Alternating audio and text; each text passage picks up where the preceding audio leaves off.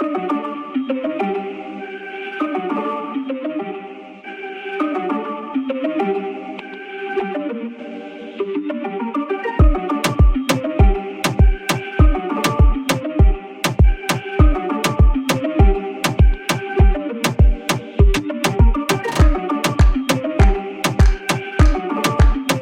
किया उसे प्रपोज, उसने किया मुझे ना। मैंने बोला पटी ना। कुड़ी नाल कार मांगो अल्टो, जिसको फिर लेकर हम चले मथुरा। मान लीजिए ये एक्स सुनील सर है। कौन है बेटा?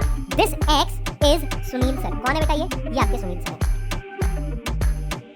जो अर्थ से डायमंड मिलता है उससे हार्डर होता है लॉन्स डेलाइट हेक्सागोनल डायमंड, याद रख लीजिए।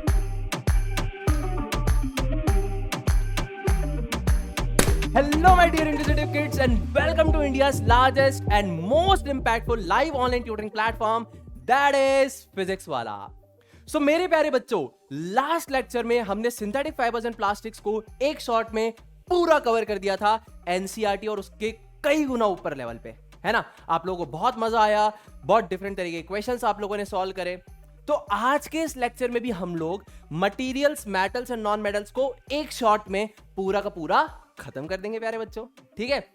पेडागोजी फ्लो क्या रहेगा सुनील सर? पेडागोजी फ्लो आपका ये रहने वाला है कि कुछ पढ़ाऊंगा, क्वेश्चंस दूंगा, फिर कुछ क्वेश्चंस दूंगा, उसके थ्रू आपको पढ़ाऊंगा, तो नॉलेज टेस्ट भी होगा, प्रैक्टिस भी होगा और टीचिंग भी होगा, ठीक है। तो जल्दी से सुनील सर इसको स्टार्ट करिए। तो बच्चा लोग क्या पढ़ने वाले हैं आप लोग? सबसे पहले आप पढ़ेंगे physical properties of metals and non metals, ठीक है। फिर हम क्या पढ़ेंगे सुनील सर? फिर हम पढ़ेंगे uses of metals and non metals. उसके बाद हम क्या पढ़ेंगे Sunil sir? Chemical properties of metals and non metals, प्यारे बच्चों, ठीक है। तो चलिए फटाफट से स्टार्ट करते हैं physical properties of metals and non metals. अब सबसे पहला टर्म जो हमारे प्यारे बच्चों को यहां पर समझना है, फिजिकल का मतलब क्या है। बेटा फिजिकल का मतलब क्या होता है? जब आप किसी की आउटर अपीयरेंस के बारे में आप एक्सप्लेन करते हैं, that is known as physical properties. जैसे किसी ने बोला कि सुनील सर की फिजिकल प्रॉपर्टीज बताइए, आप बोलेंगे 5 फीट 11 इंच की उनकी हाइट है, ठीक है, वो उनकी बॉडी स्लिम फिट है, वो गोरे हैं। सो ये मेरी फिजिकल प्रॉपर्टीज हो गई। अब इसी तरीके से अगर मेरे प्यारे बच्चों आप मेटल्स नॉन मेटल्स को डिफाइन करें फिजिकल प्रॉपर्टीज में, यानी यही चीज है कि भाई वो कैसे दिखते हैं, क्या वो शाइन करते हैं कि नहीं करते हैं, क्या हम उनको शीट्स में कन्वर्ट कर सकते हैं, वाइट्स में कन्वर्ट कर सकते हैं, तो वो सारी प्रॉपर्टीज आपकी क्या कहलाएंगी? फिजिकल प्रॉपर्टीज, ठीक है। चालू करें, चालू करें, सारे बच्चे रेडी हैं? चलिए फटाफट से स्टार्ट करते हैं। तो फिजिकल प्रॉपर्टीज ऑफ मेटल से हम लोग स्टार्ट करेंगे और सबसे पहली प्रॉपर्टी जो मेरे प्यारे बच्चों आपको मैं पढ़ाऊंगा दैट इज मैलिएबिलिटी। अब मैलिएबिलिटी आपने बहुत तरीके से पढ़ा है, लेकिन जो मैं बताऊंगा उसको ध्यान से सुनिएगा। देखिए मैलिएबिलिटी क्या है। यहां पर अगर आप ये एल्यूमिनियम का फॉइल देख पा रहे हैं, सभी बच्चों ने एल्यूमिनियम का फॉइल तो यूज किया होगा। मम्मी खाना रैप करके देती थी जब आप स्कूल जाते थे, तो इसी के अंदर रैप करके देती थी, है ना बेटा। अब ये एल्यूमिनियम का जो फॉइल है, पतली सी शीट में आपको यहां पे देखने के लिए मिलता है। सेम आपको है ना, वो जो मिठाई होती है उसके ऊपर क्या करते हैं? वर्क, VARAK, कुछ लोग वर्क भी बोलते हैं, एक्चुअली होता है वर्क, है ना। ये भी आपको देखने के लिए मिलता है। चांदी का वर्क चाहिए, है ना, और हमको तो गोल्ड का वर्क चाहिए मिठाई के ऊपर। ये पॉसिबल क्यों हो पा रहा है? क्यों? बिकॉज मेटल्स की प्रॉपर्टी है बेटा कि आप उनको थिन शीट्स में कन्वर्ट कर सकते हो। किसमें? थिन शीट्स में आप उनको कन्वर्ट कर सकते हो। That property of metals is known as malleability. अब इसको थोड़ा सा अच्छे से समझाइए सुनील सर। देखिए मान लीजिए मेरे पास ये मेटल का ब्लॉक है मेरे प्यारे बच्चों, और इस मेटल के ब्लॉक पे मैं इस तरीके का फोर्स लगाता हूं, एक फोर्स इधर से और एक फोर्स नीचे से। इस फोर्स को हम लोग क्या कहते हैं प्यारे बच्चों? इस फोर्स को हम कहते हैं, ध्यान से सुनिएगा, इसको कहते हैं कंप्रेसिव फोर्स। इसका मतलब होता है दबाव। तो अगर मेरे पास मेटल का ब्लॉक है और उस पर मैं कंप्रेसिव फोर्स लगा रहा हूं, उसको मैं चपटा कर रहा हूं in the form of a sheet, उसको मैं कुछ इस तरीके से थिन शीट के फॉर्मेट में कन्वर्ट कर रहा हूं। So this property of metals is known as malleability. Compressive force का एप्लीकेशन किया, मतलब ऐसे दबाव लगाया, उसको पतला थिन शीट के फॉर्मेट में कन्वर्ट कर दिया। So that is basically known as malleability. आगे बताइए सुनील सर। सिमिलरली आप मेटल्स को मेरे प्यारे बच्चों, आप इनको थिन वायर्स के फॉर्मेट में भी कन्वर्ट कर सकते हैं। ये भी आपका पॉसिबल है। ये आपको यहां पे देखने के लिए मिल रहा होगा, कॉपर वायर है रेडिश ब्राउन कलर की, ये भी पॉसिबल है। ठीक है, तो अब इस केस में क्या होता है सुनील सर? बेटा इस केस में क्या होता है, आपके पास मेटल है और आप इसके ऊपर कौन सी फोर्सेस लगाते हैं? बेटा ये जो F है और ये जो F है, ध्यान से सुनिएगा, ये फोर्स आपकी कहलाती है कौन सी फोर्स? ये फोर्स कहलाती है टेंसाइल फोर्स। कौन सी फोर्स बोली बेटा मैंने? टेंसाइल मतलब खिंचाव, कंप्रेसिव मतलब दबाव। ये ऐसे खींच रही है, तो फिर ये किस फॉर्मेट में कन्वर्ट हो जाएगी? इस तरीके के फॉर्मेट में कन्वर्ट हो जाएगी। कुछ लोग इसको ऐसे भी बोलते थे, 3 dimensional to 1 dimensional and 3 dimensional to 2 dimensional, ऐसे भी बोला जाता है। तो मैलिएबिलिटी हमें समझ में आ गई सुनील सर, डक्टिलिटी हमें समझ में आ गई, हमको कोई भी दिक्कत नहीं आ रही है। कौन मैलिएबल सबसे ज्यादा है, कौन डक्टाइल सबसे ज्यादा, मैं बिल्कुल आपको बताऊंगा, टेंशन मत लीजिए, अभी फैक्ट्स पढ़ाऊंगा वहां पे मैं आपको सारी चीजें बताऊंगा। ठीक है, उसके बाद सोनोरिटी। ठीक है, sonority, so they produces ringing sound, है ना, ringing sound when struck hard. जब आप इनको जोर से मारेंगे, ठीक है, तो इनमें से रिंगिंग साउंड या क्लिंगिंग साउंड आएगा। जैसे कि आपका स्कूल में जो घंटी बजती है, स्कूल में घंटी बजती है, ये बेल मेटल कहलाता है। क्या कहलाता है बेटा? ये बेल मेटल कहलाता है, या फिर हम इसको कह सकते हैं कि ब्रॉन्ज की बनी हुई होती है। किसकी बनी हुई होती है? ब्रॉन्ज की। अब ये ब्रॉन्ज क्या है एक्चुअल में? This is an alloy of copper and tin. ठीक है, तो ये घंटी आपने देखा होगा बजती है, स्कूल में नहीं बजाते, टन टन टन टन टन टन टन टन टन टन टन टन टन आवाज करते हैं ना बेटा, जब जोर से मारते हैं तो आवाज होती है ना, आपको सुनाई देती है। So that property of metals is known as sonority, या फिर कुछ लोग कह सकते हैं कि दे आर सोनोरस। ठीक है, मैलिएबिलिटी, डक्टिलिटी, सोनोरिटी हमें समझ में आ गई। यहां से मैं आपसे एक बहुत ही माइंड बॉगलिंग क्वेश्चन पूछता हूं, सोचिएगा, मजा आ जाएगा। डक्टिलिटी से बेसिस पे पूछूंगा। आपके घर में जब आपने देखा होगा तो इलेक्ट्रिसिटी ट्रांसमिशन के लिए कॉपर की वायर्स यूज होती हैं, लेकिन जो ओवरहेड पावर केबल्स होती हैं वो एल्यूमिनियम की होती हैं। ऐसा क्यों? क्या मैं एल्यूमिनियम को घर में नहीं लगा सकता और कॉपर वायर को ओवरहेड पावर केबल्स में नहीं लगा सकता? अगर मैं ऐसा कर सकता हूं तो मैं क्यों नहीं कर रहा? रीजन ढूंढिएगा, कमेंट सेक्शन में आंसर करने की कोशिश कीजिएगा इस क्वेश्चन की। ठीक है, चलिए आगे चलते हैं। आइए प्यारे बच्चों, तो ये तीनों चीजें समझ में आ गई मुझे, है ना। अब बात करते हैं हार्डनेस की। देखिए सबसे बड़ा मिसकंसेप्शन जो मैं देखता हूं कि बुक्स में एजुकेटर्स को है, वो बोलते हैं जो हार्ड है वो रिजिड है, जो रिजिड है वो टफ है, टफ और हार्डनेस सब बराबर है। ऐसा कुछ भी नहीं है, सब अलग है। हार्डनेस का मतलब क्या होता है? हार्डनेस का मतलब, ध्यान से सुनिएगा, रेजिस्टेंस, यानी एक तरीके से obstruction offered by any substance against scratching, scratching, या फिर आप बोल सकते हैं स्क्रैचिंग और कटिंग। अब इसके मतलब क्या है? ध्यान से सुनिएगा, बहुत ध्यान से देखिए। मेरे पास मान लीजिए एक आयरन का नेल है और मेरे पास मान लीजिए एक चौक है। मैं नाखून से बोलता हूं कि दोनों को आप घिसिए। आपने आयरन की नेल को नाखून से ऐसे घिसा, फिर आपने चौक को लेकर नाखून से ऐसे घिसा। अब चौक को तो क्या कर पाएंगे? एब्रेड कर पाएंगे, उसका मटेरियल नीचे गिर जाएगा, कैल्शियम कार्बोनेट। लेकिन आयरन नेल के साथ ऐसा कुछ भी नहीं हो पाएगा, क्योंकि रिलेटिवली जो आयरन नेल है वो आपकी चौक से हार्डर है। तो ये जो रेजिस्टेंस ऑफर कर रहा है सब्सटेंस कि मेरे को मैं आपको घिसने नहीं दूंगा खुद को, या मैं आपको काटने नहीं दूंगा खुद को, that is known as hardness. ठीक है, तो ये आप समझिए। तो मेटल्स क्या होते हैं? मेटल्स आपके हार्ड होते हैं, मेटल्स आर हार्ड। ठीक है, अच्छा कुछ एक्सेप्शंस है, वो मैं आपको सारे के सारे अभी आगे टेबल के अंदर बताता जाऊंगा। ठीक है, दूसरी बात, लशर। अब इसका मतलब क्या होता है? इसका मतलब होता है शाइनी सरफेस। ध्यान से सुनिएगा, इसका मतलब होता है शाइनी सरफेस। इसका मतलब क्या है? शाइनी सरफेस क्यों है? क्योंकि क्या है, जैसी लाइट इसके ऊपर इंसिडेंट होती है, ये लाइट को क्या करता है? ये लाइट को करता है रिफ्लेक्ट। क्या करता है बेटा? लाइट को करता है रिफ्लेक्ट। अब इसके पीछे भी एक डीप साइंस है, बिकॉज इनके पास फ्री इलेक्ट्रॉन्स है, इस वजह से लाइट को रिफ्लेक्ट करते हैं, बट वो अभी हमारे स्कोप से बाहर है।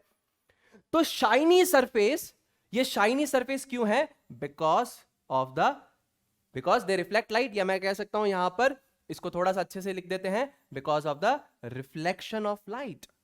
आई होप आपको ये बात समझ में आ रही होगी, रिफ्लेक्शन ऑफ लाइट। तो ये लाइट को बेटा रिफ्लेक्ट करते हैं, इसीलिए इनका सरफेस शाइनी है, चमकीला चमकीला चमकदार सरफेस है। इसीलिए आपकी जो ज्वेलरीज बनती हैं वो गोल्ड प्लेटिनम की बनती है, चमकते हैं ना, मेटेलिक लश्यर है ना। बहुत ज्यादा देर तक मेटल्स मेंटेन नहीं कर पाते क्योंकि वो स्टेबल होना चाहते हैं, तो फिर रिएक्ट करके अपने ऊपर लेयर बना लेते हैं, उसको कोरोजन कहते हैं, हम बात करेंगे। ठीक है, अब देखिए good thermal and electrical conductivity. हमें भी पता है कि मेटल्स जो हैं they are good thermal and electrical conductors. Misconception दुनिया भर में है कि thermal conductivity is because of electron, गलत फहमी है। फ्री इलेक्ट्रॉन्स की वजह से थर्मल कंडक्टिविटी नहीं होती, वो तो एड ऑन है। एक्चुअल में एटम्स का वाइब्रेशन की वजह से आपका हीट ट्रांसफर होता है। ठीक है, तो ये भी आप याद रख लीजिएगा। यहां पर मैं लिख देता हूं कि इलेक्ट्रिकल कंडक्टिविटी क्यों है बहुत अच्छी, बिकॉज ऑफ फ्री इलेक्ट्रॉन्स। ठीक है, लेकिन गुड थर्मल कंडक्टिविटी क्यों है, ये इसलिए है बिकॉज ऑफ एटॉमिक वाइब्रेशंस। ठीक है, एंड फ्री इलेक्ट्रॉन्स, बहुत कम रोल है इलेक्ट्रॉन्स का। ठीक है ना, बहुत लोगों को मिसकंसेप्शन होता है कि thermal conductivity is also because of the free electrons. ऐसा कुछ नहीं, अगर ऐसा होता ना तो डायमंड इस दुनिया का बेस्ट कंडक्टर ऑफ हीट नहीं होता बेटा, उस पर कोई फ्री इलेक्ट्रॉन नहीं है, नॉन मेटल है वो, लेकिन वो इस दुनिया का सबसे बेस्ट कंडक्टर ऑफ हीट है बिकॉज एटॉमिक वाइब्रेशंस, उनको हम कहते हैं फोनॉन्स के फॉर्मेट में हीट ट्रांसफर होता है, ऐसे वेव्स के फॉर्मेट में हीट ट्रांसफर होता है। ठीक है, ये सब बातें किताब में नहीं मिलेगी आपको, लेकिन मैं आपको बता रहा हूं। ठीक है ना, चलिए, तो ये सारी फिजिकल प्रॉपर्टीज हमें समझ में आ गई है सुनील सर। अब फटाफट फटाफट आप बढ़िया बढ़िया फैक्ट्स बताते जाइए। सबसे पहला फैक्ट आपके पास क्या है, the only metal found in the liquid state is mercury. ठीक है ना, मरकरी जो है वो ओनली मेटल है जो कि आपका लिक्विड स्टेट में पाया जाता है रूम टेम्परेचर पे। ये देखिए, ठीक है, रूम टेम्परेचर कितना होता है लिख देता हूं मैं। रूम टेम्परेचर आपका कितना होता है, रूम टेम्परेचर होता है 25 डिग्री सेल्सियस। तो 25 डिग्री सेल्सियस पे एक ही मेटल लिक्विड स्टेट में पाया जाता है, वो मरकरी है। सिंबल Hg जो है वो कहां से आया है, हाइड्रार जायरम से आया है। ठीक है, लैटिन नेम से आया है। हाइड्रा मतलब वाटर, जायरम मतलब सिल्वर, तो लिक्विड टाइप सिल्वर जो है that is known as hydrargyrum. English name उसका मरकरी है, सिंबल बन गया Hg।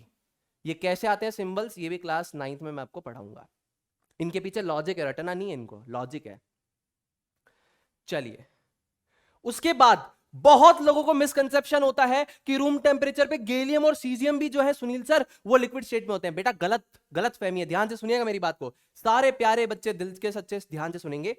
Gallium and caesium have low melting points due to which they melt on human palms. क्या मतलब है इस चीज का, देखिए रूम टेम्परेचर कितना है बेटा, 25 डिग्री सेल्सियस है, 25 डिग्री सेल्सियस। उस पे ये दोनों सॉलिड स्टेट में ही रहेंगे, लिक्विड स्टेट में कन्वर्ट नहीं होंगे। लोगों को गलत फहमी कि ये भी लिक्विड स्टेट में कन्वर्ट होता है, नहीं नहीं नहीं, आप ध्यान से सुनिएगा, इसको मैं आपको समझाता हूं, ध्यान से देखिए। देखिए गैलियम का जो मेल्टिंग पॉइंट है, इसका जो मेल्टिंग पॉइंट है मतलब वो टेम्परेचर जिस पे लिक्विड स्टेट में कन्वर्ट हो रहा है, वो कितना है गैलियम का, वो है 29.7 डिग्री सेल्सियस। और अगर हम सीजियम की बात करें तो वो कितना है, 28.4 स्पेस डिग्री सेल्सियस पूरी यूनिट होती है। Degree Celsius is the entire unit, तो numerical value space degree Celsius. ठीक है, अब ध्यान देंगे सारे के सारे बच्चे, 29.7 और 28.4 इनका मेल्टिंग पॉइंट है।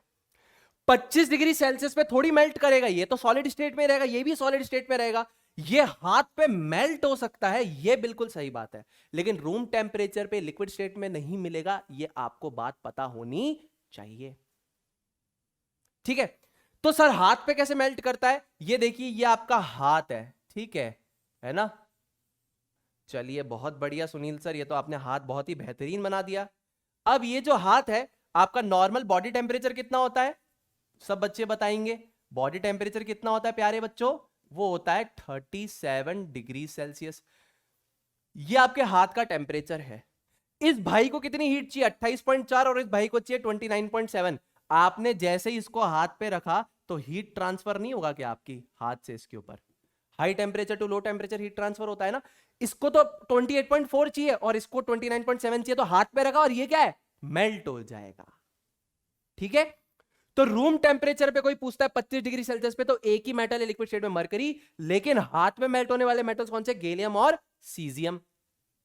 तो ये कुछ इस तरीके से आपको देखने के लिए मिलेगा कि आपके हाथ पे मेल्ट कर जा रहा है। आई होप मैं आपको ये चीज क्लियर करवा पा रहा हूं, ठीक है। आगे आइए, मजे की बात, zinc is neither malleable nor ductile at room temperature. मतलब 25 डिग्री सेल्सियस पे जिंक ना तो मेलिएबल है ना डक्टाइल है। जिंक आपका क्या होता है? ब्रिटल होता है। क्या होता है बेटा? जिंक आपका ब्रिटल होता है एट रूम टेम्परेचर। यानी आपका रूम टेम्परेचर पे जो जिंक है वो क्या है? ब्रिटल है। ब्रिटल का मतलब फोर्स अप्लाई करी, डिफॉर्म नहीं हो रहा, टूट जा रहा है, दैट इज ब्रिटल। जैसे कांच का ग्लास है, नीचे गिरा, पीसेस में कन्वर्ट हो जाएगा। ऐसे ही जिंक के साथ होता है, ज्यादा फोर्स लगाओगे तो टूट जाएगा छोटे छोटे पीसेस में, ग्रैन्यूल्स में। तो ना तो मेलिएबल है ना डक्टाइल है रूम टेम्परेचर पे। हाई टेम्परेचर पे जब आप हीट ट्रीटमेंट करवाएंगे तो वो मेलिएबल डक्टाइल बन जाता है। तो आई होप मैं आपको ये सारी बातें क्लियर करवा पा रहा हूं, किसी को कोई भी दिक्कत नहीं आ रही है?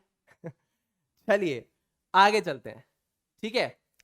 Metals are hard except alkali metals like sodium, potassium, lithium which can be cut with a knife. आपको पता है कि मेटल्स हार्ड है, एक्सेप्शन क्या है कि अल्कली मेटल्स इतने सॉफ्ट है कि आप उनको ऐसे नाइफ से काट सकते हैं। ये देखिए, नाइफ से कटता हुआ नजर आ रहा है क्या? ये देखिए, ये काट रहे हैं, ठीक है। अंकल जी देखिए काट रहे हैं उसको, ऐसे चकाचक काट रहे हैं, ठीक है ना। सोडियम है, सिल्वरी ग्रे मेटल, देखिए आराम से कट जा रहा है, कट जा रहा है ना। चलिए बहुत बढ़िया, आगे चलते हैं। अब ये फैक्ट याद रखिए, कौन सा? Gold is the most malleable metal while platinum is the most ductile metal. आपकी किताब में लिखा होगा कि gold is the most malleable and gold is the most ductile, ये क्लास 10th में लिखा हुआ है। आपको याद रखना है कि gold is the most malleable while platinum is the most ductile metal, ये आपको याद होना चाहिए, ठीक है। आगे चलते हैं, आगे की दौड़ पे नाचते हैं। देखिए, silver is the best conductor of electricity, ये भी आपको पता होना चाहिए, ठीक है। सिल्वर आपका जो है that is the best conductor of electricity, है ना। ऐसा नहीं है कि अच्छा, यहां से क्वेश्चन मैं आपसे पूछता हूं कि जब सिल्वर अगर बेस्ट कंडक्टर ऑफ इलेक्ट्रिसिटी हो तो आप सिल्वर की तारे क्यों नहीं बना सकते? आप कॉपर की वायर यूज करते हो, आप एल्यूमिनियम की वायर यूज करते हो, आप सिल्वर की वायर क्यों नहीं यूज करते हो? सोचिएगा, बहुत ही बेहतरीन सी चीज है, ठीक है। अब आप हर चीज के पीछे लॉजिक जानने की कोशिश करिए बच्चे। जब तक आप लॉजिक नहीं ढूंढोगे मजा नहीं आएगा पढ़ने में। लॉजिक ढूंढो। किसी ने बोला ये ऐसे होता है, क्यों होता है? क्यों? व्हाई? रीजन नहीं बताओगे मैं नहीं मानूंगा, तो रीजन जानो। Silver is the best conductor of electricity because इसके लिए फ्री इलेक्ट्रॉन चाहिए, लेकिन not the best conductor of heat. मैंने पहले भी बताया था कि इनके पास फ्री इलेक्ट्रॉन मिलेंगे, लेकिन हीट ट्रांसफर के लिए इलेक्ट्रॉन्स का कॉन्ट्रीब्यूशन बहुत कम है बेटा। एटॉमिक वाइब्रेशन का खेल सबसे ज्यादा है, ठीक है। चलिए आगे चलते हैं। Facts to remember for non metals. So the only non metal found in the liquid state is bromine, ठीक है। इकलौता नॉन मेटल जो कि आपका लिक्विड स्टेट में पाया जाएगा दैट इज बेसिकली ब्रोमीन। ये रेडिश ब्राउन फ्यूमिंग लिक्विड होता है, ये देखिए रेडिश ब्राउन लिक्विड, ठीक है ना। ये आपको नजर आ रहा होगा, बहुत ही आपका रिएक्टिव है, कोरोसिव है, ये आपका ब्रोमीन है। अच्छा सर, फिजिकल प्रॉपर्टीज क्या क्या होती हैं? देखिए, जो जो मेटल्स की प्रॉपर्टी आपने लिखी थी सारी की सारी इन्वर्ट, ये सारे के सारे क्या होते हैं? नॉन मेलिएबल होते हैं विद सम एक्सेप्शंस, ठीक है। Non malleable, non ductile, non sonorous, ठीक है। तो जो जो भी आपने प्रॉपर्टी लिखी एटसेट्रा, वो सारी की सारी उल्टी हो जाएगी इन केस ऑफ आपका नॉन मेटल्स। ये सारी प्रॉपर्टीज आपकी इन्वर्ट हो जाएगी। They are neither malleable, neither ductile, neither sonorous, ये सारी की सारी प्रॉपर्टीज उल्टी हो जाएंगी आपकी इस केस में, नॉन मेटल्स के केस में। ना तो मेलिएबल है, ना डक्टाइल है, ना सोनोरस है। एक्सेप्शंस है, मैं बताऊंगा अभी, ठीक है। चलिए, अब आपको पता है कि मेटल्स हार्ड होते हैं, non metals are not hard, non metals soft होते हैं। एक्सेप्शन यहां पे क्या आया? Diamond is the hardest naturally occurring substance and it is the best conductor of heat. अब ये ना तो कंडक्टर होते हैं हीट के, ना इलेक्ट्रिसिटी के, ना ही ये हार्ड होते हैं, लेकिन ये आपका फिर क्या फंसा? ये आपका फंस गया बहुत ही बेहतरीन सा एक्सेप्शन। क्या है ये है एक्सेप्शन।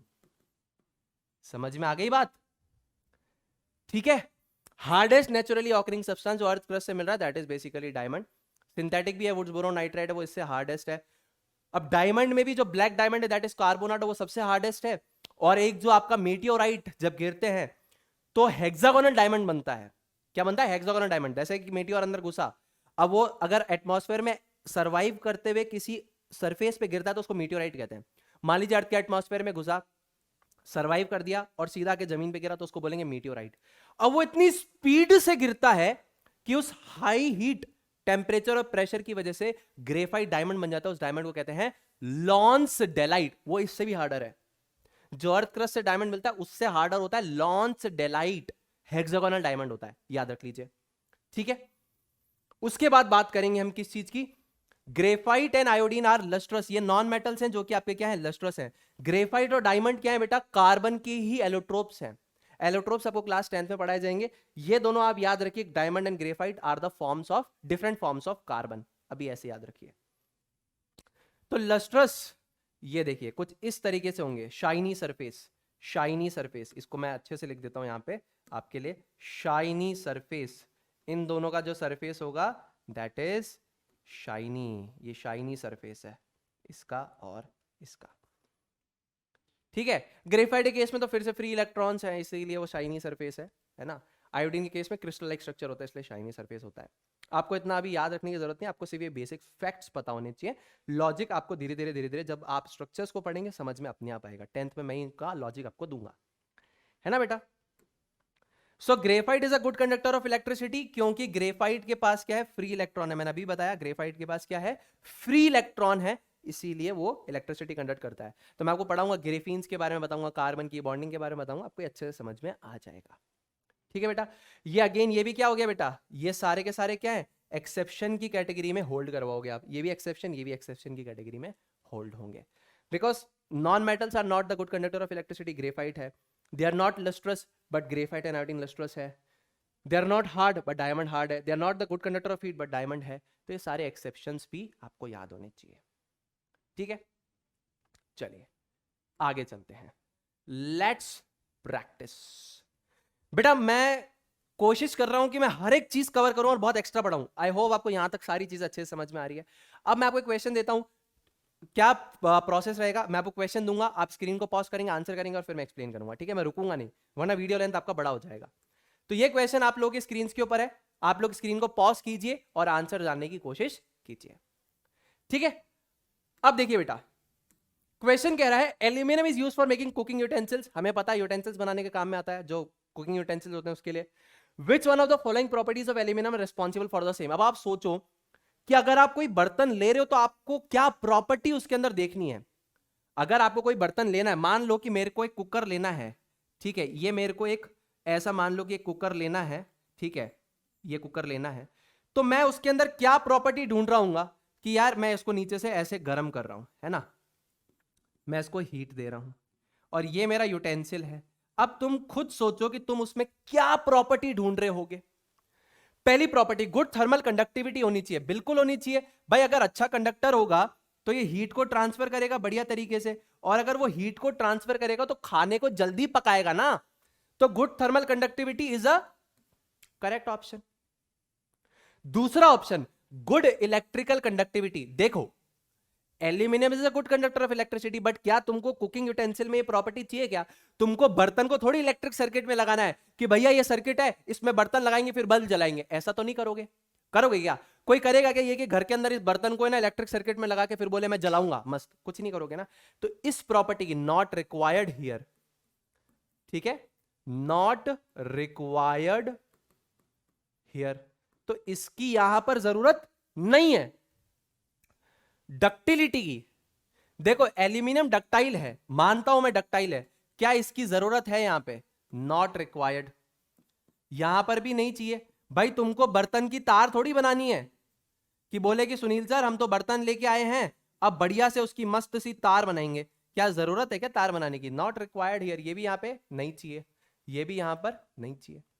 हाई मेल्टिंग पॉइंट, ये जरूरी है, वरना तुम्हारा ऐसा ना हो ज्यादा तुमने गर्म कर दिया बर्तन ही पिघल जाए उसके ऊपर, है ना। तो that is also required. Melting point का मतलब क्या होता है? जिस टेम्परेचर पे वो सॉलिड से लिक्विड में कन्वर्ट हो, तो हाई होना चाहिए ना। लो होगा तो क्या हो जाएगा? बर्तन ही मेल्ट कर जाएगा तुम्हारे, तो फिर मतलब क्या खाना बनाने का। ठीक है, तो सुनील सर पे करेक्ट आंसर क्या हो जाएगा? तो बच्चा लोग करेक्ट आंसर हमारे पास हो जाएगा 1 and 4, 1 and 4, 1 and 4, 1 and 4। ये करेक्ट आंसर हो जाएगा 1 and 4। ठीक है, देख लेते हैं। सो 1 and 4 is the correct answer. ठीक है ना? आई होप मैं आपको बहुत अच्छी तरीके से सारी चीज क्लियर करवा पाया हूं बच्चा लोग। अगले क्वेश्चन की दौड़ पे चलते हैं, फटाफट से बताइए। Which among the following set of physical properties of a non metal is incorrect? इसमें से कौन सी इनकरेक्ट है? ध्यान से सोच समझ के आंसर करने की कोशिश कीजिएगा। स्क्रीन को पॉज कीजिए और आंसर करने की कोशिश कीजिए। आइए ऑप्शंस को एनालाइज करते हैं। Graphite, greyish black in colour and lustrous. Lustrous मैंने आपको अभी थोड़ी देर पहले पढ़ाया था कि they are lustrous, that is they have a shiny surface, है ना? ये मैंने आपको अभी थोड़ी देर पहले पढ़ाया था। Yes, they are completely lustrous, तो ये बिल्कुल सही बात है। ग्रेइश ब्लैक इन कलर, एक काम करो, ये कहां पे मिलता है तुमको मैं बताऊं? पेंसिल का जो कोर होता है, जिसको तुम लोग लेड बोलते हो, गलत है, लेड मेटल नहीं होता वो। ये पेंसिल का जो कोर है ना, ये ग्रेफाइट है। ये क्या है? ये ग्रेफाइट है। अब उसको जाके तुम एक बार देखो, ये पेंसिल है तुम्हारी, क्या है बेटा? ये पेंसिल है। तो इस पेंसिल का जो कोर है, वो जो काला काला तुमसे जिससे लिखते हो ना बेटा, वो लेड नहीं है बेटा, वो ग्रेफाइट है। दिक्कत क्या थी कि जब ये डिस्कवर हुआ ना, लोगों को लगा कि यार ये जो है ना, ये आपका ब्लैक लेड है, प्लम्बागो नाम रख दिया। बाद में जब उसकी डिस्कवरी हुई, पता चला कि अच्छा हाँ प्रॉपर्टीज के बारे में पढ़ा, तो बोले कि नहीं नहीं, तो कार्बन का फॉर्म है, ग्रेफाइट नाम है।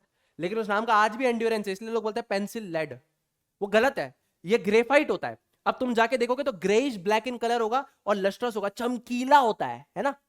Greyish black in colour and चमकीला, so this is completely true. ये तो पूरी प्रॉपर्टी सही है। फॉस्फोरस जो होता है सॉलिड एट रूम टेम्परेचर, ये तो सही है। लस्ट्रस नहीं होता, ये गलत है। तो यहां पर करेक्ट आंसर तुम्हारे पास क्या हो जाएगा? यहां पर करेक्ट आंसर तुम्हारे पास हो जाएगा बी। अब मैं और दिखा देता हूं, देखो, iodine solid at room temperature, ये भी बिल्कुल सही है। Iodine is solid at room temperature. Lustrous होता है, मैंने आपको थोड़ी देर पहले ही पढ़ाया था, लस्ट्रस होता है, कोई दिक्कत वाली बात नहीं है। This is also true. ठीक है, तो सॉलिड एट रूम टेम्परेचर ये सही है, लस्ट्रस नहीं था, गलत है। सॉलिड एट रूम टेम्परेचर सही है, लस्ट्रस था, सही है। आयोडीन के बारे में, डायमंड इज हार्ड, बिल्कुल सही है। गुड कंडक्टर ऑफ हीट, ये भी बिल्कुल सही है। तो यहां पर ये ए, सी और डी करेक्ट है। ये वाला जो बी ऑप्शन है कि सॉलिड एट रूम टेम्परेचर, बिल्कुल सही बात है। लस्ट्रस नहीं है, मतलब वो शाइनी सरफेस नहीं है, लाइट को रिफ्लेक्ट नहीं करेगा, गलत। ठीक, चलो करेक्ट आंसर बी। आगे चलते हैं। अब सुनील सर, हमारी बुक में यूजेस ऑफ मेटल्स और नॉन मेटल्स दिए हुए हैं, लेकिन बहुत ही वेग तरीके से दिए हुए हैं। हमको गैस करने के लिए दिया है कि इस मेटल को गैस करो, इस एलिमेंट को गैस करो, ये करो, वो करो। हम बड़े परेशान हैं। कोई दिक्कत नहीं बेटा, मैं आपके साथ हूं, मैं आपको ये सारी चीजें अभी के अभी कवर कराता हूं। ठीक है, अब देखिए, ध्यान से देखिएगा। सबसे पहला देखिए, गोल्ड एंड प्लेटिनम, ठीक है ना? तो गोल्ड और प्लेटिनम को आप कहां यूज करते हो? Use to make jewellery. अब ज्वेलरी बनाने के काम में गोल्ड और प्लेटिनम को क्यों यूज करते हैं? देखिए, क्योंकि मेटल्स में लश्यर होता है, यानी उनकी सरफेस शाइनी होती है। तो सर कोई भी मेटल यूज कर लो ना, फिर आप गोल्ड और प्लेटिनम क्यों यूज कर रहे हो? आप कोई भी मेटल यूज कर लो। कोई और मेटल यूज करने का लॉजिक क्या है बेटा? हम गोल्ड और प्लेटिनम को क्यों यूज करते हैं? ये रिएक्ट नहीं करते। दूसरे मेटल क्या है, वो बड़े रिएक्टिव हैं। वो कहते हैं कि यार हमको लश्यर लूज करने में मजा आता है। ये मेटल का सरफेस है ना शाइनी, वो कहेगा कि यार मैं मेटल होके स्टेबल नहीं हूं, मैं इलेक्ट्रॉन देना चाहता हूं। इलेक्ट्रॉन देना चाहता है दूसरे को, दूसरा सब्सटेंस इलेक्ट्रॉन ले लेगा, तो उसके ऊपर क्या बन जाएगी? लेयर बन जाएगी। क्या बन जाएगी? लेयर बन जाएगी। इसी को कोरोजन कहते हैं। लेकिन गोल्ड और प्लेटिनम क्या है? दे आर अनरिएक्टिव, और ये अनरिएक्टिव है, इसी वजह से ये क्या करते हैं? They maintain the lustre for a long time. Maintain lustre for a long time. ये अपना जो चमक है, ये उसको बरकरार करके रखते हैं, मेंटेन करके रखते हैं, इसीलिए ये ज्वेलरी बनाने के काम में आते हैं। मेरी बात समझ में आ रही है सभी को कि gold and platinum are unreactive, और अनरिएक्टिव होने की वजह से वो किसी से भी रिएक्ट नहीं करेंगे, तो वो सिर्फ और सिर्फ प्योर स्टेट में रहेंगे। मतलब गोल्ड गोल्ड रहेगा, प्लेटिनम प्लेटिनम रहेगा, तो अपने लश्यर को, अपनी चमक को मेंटेन करके रखेंगे। इसलिए आप ज्वेलरी बनाने के काम में इसको यूज करते हैं। आप कहेंगे सिल्वर भी यूज करते हैं, लेकिन सिल्वर का कोरोजन हो जाता है, काला पड़ जाता है, सिल्वर सल्फाइड की लेयर बन जाती है, फिर उसको अपन को साफ करना पड़ता है। ठीक है, इसीलिए मैंने वो लिखा नहीं यहां पे। दूसरा, किताब में लिखा था this non metal is essential for life and inhaled during breathing. ठीक है, वो क्या है? वो है ऑक्सीजन। क्या है बेटा? ऑक्सीजन। अब ब्रीदिंग और रेस्पिरेशन में भी डिफरेंस है। Breathing is a physical process, सांस लेना और सांस छोड़ना, inhale and exhale. Respiration is a chemical process, है ना? वो आपका केमिकल प्रोसेस, भाई ग्लूकोज का ब्रेकडाउन हो रहा है, CO2 H2O निकल रहा है, ATP निकल रहा है, so that is a chemical process, this is a physical process. ये डिफरेंस भी पता होना चाहिए। उसके बाद आयोडीन की बात करते हैं। आयोडीन क्या है? That is applied on wounds, यानी जो आपको लग जाती है ना, ठीक है ना, लग जाती है ना, तो उनको वाउंड्स कहते हैं। So that is used as an antiseptic. अब एंटीसेप्टिक क्या होता है, ध्यान से समझिए। एंटीसेप्टिक वो केमिकल एजेंट है, केमिकल एजेंट, ध्यान से सुनिएगा, ऐसा केमिकल एजेंट दैट स्टॉप्स और decreases growth of micro organisms. जब आपको लग गई है तो वहां पर जितने भी माइक्रो ऑर्गेनिजम्स हैं वो बड़े ना या फिर पस ना क्रिएट करें, ठीक है, उसको बिगाड़े ना वाउंड को, तो उसके लिए आप आयोडीन लगा देंगे, तो that is basically N antiseptic. ये आपका क्या है? ये आपका है आयोडीन। टिंचर ऑफ आयोडीन आप लगाते हैं ना, टिंचर ऑफ आयोडीन के बारे में पता होगा, अल्कोहल के अंदर अपन इसको डिसॉल्व करवा देते हैं, टिंचर ऑफ आयोडीन लगाते हैं, बड़े कूदते अपन, ठीक है ना। वो क्या है बेटा? वो आयोडीन है। so that is used as an antiseptic। चलिए आगे चलते हैं। तो आई होप आपको ये तीन चीजें, जी हाँ मैंने बताई, ये एक, ये दो और ये तीन, ये अच्छी तरीके से समझ में आ गई होगी, किसी को कोई भी दिक्कत नहीं आई होगी, ठीक है ना? क्लियर है फंडा? आगे चलते हैं। अच्छा यहां पर सुनील सर मेटल कौन से हैं? ये आपके मेटल्स हैं, ये आपके नॉन मेटल्स हैं, और ये भी आपका क्या है? नॉन मेटल है, ठीक है ना? आगे चलिए। ये आपके फिर से क्या है? क्लोरीन आपका नॉन मेटल है, ये भी आपके क्या है? नॉन मेटल्स हैं, और ये भी आपके क्या है? नॉन मेटल्स हैं, ठीक है। अब देखिए क्लोरीन को किताब में लिखा था कि एक नॉन मेटल है जो कि डिसइंफेक्टेंट की तरह यूज किया जाता है, वो कौन सा है? वो है क्लोरीन बेटा। और क्लोरीन का है, it is used as a disinfectant. Disinfectant का मतलब इट किल्स बैक्टीरिया, ये बैक्टीरिया या जो अदर माइक्रो ऑर्गेनिजम्स हैं उनको मार देता है, इसीलिए वाटर प्यूरिफिकेशन के लिए इसको यूज किया जाता है, यूज्ड एज अ डिसइंफेक्टेंट। तो स्विमिंग पूल्स में आपको क्लोरीन देखने के लिए मिलेगा, या वाटर प्यूरिफिकेशन टेक्निक्स में ये लोग क्लोरीन को ऐड करवाते हैं, क्लोरीन टैबलेट्स को ऐड करवाते हैं, ताकि क्या हो, ये बैक्टीरिया वगैरह जितने भी माइक्रो ऑर्गेनिजम्स है उसको मार दें, वरना उससे डिजीजेस हो सकती हैं आपको।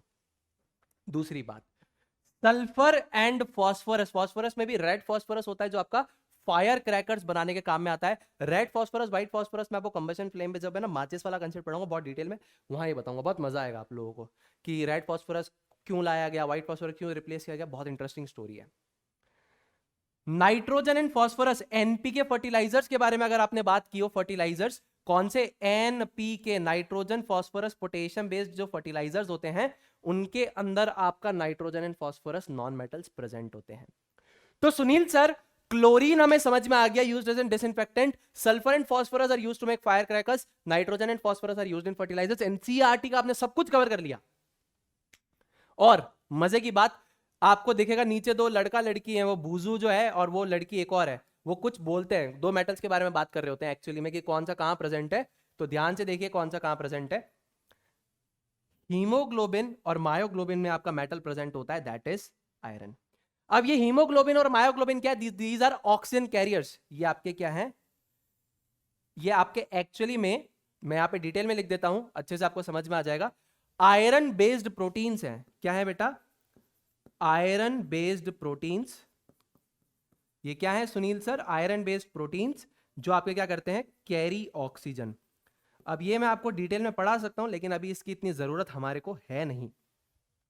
सो हीमोग्लोबिन और मायोग्लोबिन क्या है बेटा? ये आयरन बेस्ड प्रोटीन्स होते हैं जो कि ऑक्सीजन को कैरी कराते हैं। मायोग्लोबिन आपने पहली बार सुना होगा, हीमोग्लोबिन तो फिर भी आपको पता होगा। ये हीमो से वर्ड से आना चाहिए आयरन, जैसे हेमेटाइट ऐसे हीमो, तो ये जो वर्ड है root word that means iron. तो हीमोग्लोबिन एंड मायोग्लोबिन, मायोग्लोबिन का काम क्या है? ये क्या करता है? ये ऑक्सीजन कैरियर है and it provides the oxygen to the mitochondria, ठीक है, for all the oxidative reactions. तो दोनों ही ऑक्सीजन कैरियर है and they are iron based proteins, ठीक है। अब बात करते हैं मैग्नीशियम की। तो ये जो मैग्नीशियम होता है that is present in chlorophyll, जो आपका ग्रीन पिगमेंट होता है ना प्लांट्स के अंदर होता है ग्रीन पिगमेंट। अच्छा, उसका ग्रीन कलर भी दैट इज बिकॉज ऑफ आपका मैग्नीशियम, ठीक है ना। तो एक क्लोरोफिल के अंदर प्रेजेंट होता है, जो कि आपको फोटोसिंथेसिस में यूज होता है ना, फोटोसिंथेसिस टाइम पे काम आता है, ग्रीन कलर लिक्विड होता है, ग्रीन पिगमेंट होता है, ये मैग्नीशियम उसमें प्रेजेंट होता है। तो ये दोनों भी आप लोग क्या कर लेंगे, याद कर लेंगे। ठीक है बेटा, आई होप मैं आपको ये सारी चीजें बता पा रहा हूं। Green colour is that is due to the magnesium. इसके अंदर रेड कलर होता है ना, आरबीसी के अंदर प्रेजेंट होता है जैसे haemoglobin, that is because of iron. ठीक है, सेंट्रल मेटल आयन आपका आयरन है। और ये किस फॉर्म में प्रेजेंट होते हैं, they are actually present in the form of ions. ये आयंस के फॉर्म में प्रेजेंट होते हैं, दोनों के दोनों किस फॉर्म में प्रेजेंट होंगे, आयंस के फॉर्मेट में प्रेजेंट होंगे। ये आप आगे चल के मैं आपको 9th क्लास में पढ़ाऊंगा व्हाट इज आयन। जब चार्ज का इंबैलेंस होगा प्रोटॉन और इलेक्ट्रॉन का, तो आयंस बनते हैं। ठीक है, आई होप मैं पूरी सारी कथा जो है आप सारे के सारे प्यारे प्यारे बच्चों को, दिल के सच्चों को समझा पा रहा हूं।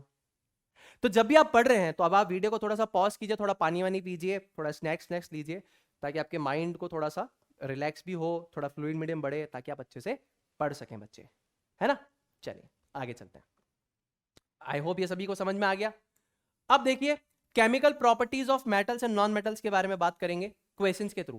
क्वेश्चन देता जाऊंगा, बढ़िया लेवल के एक्सप्लेन करता जाऊंगा, मजा तुम लोग को आता जाएगा। देखो, सबसे पहला क्वेश्चन, स्क्रीन को पॉज कीजिए, आंसर करने की कोशिश कीजिए जल्दी से। चलिए आइए फटाफट से देखते हैं इस क्वेश्चन को। तो मैग्नीशियम रिबन, ठीक है, on strongly heating in the presence of oxygen Burns with a dazzling white flame and forms a compound x. उसने कंपाउंड एक्स बनाया। इस कंपाउंड एक्स को पानी में डिसॉल्व किया तो उसने अनदर कंपाउंड वाई बनाया, और उसको हमको आइडेंटिफाई करना है। जल्दी से आइडेंटिफाई करेंगे, देखिए जल्दी से आइए, यहां पे इधर आ जाइए। ठीक है, अब इसका पहले मैं आपको एक्सप्लेनेशन दे देता हूं।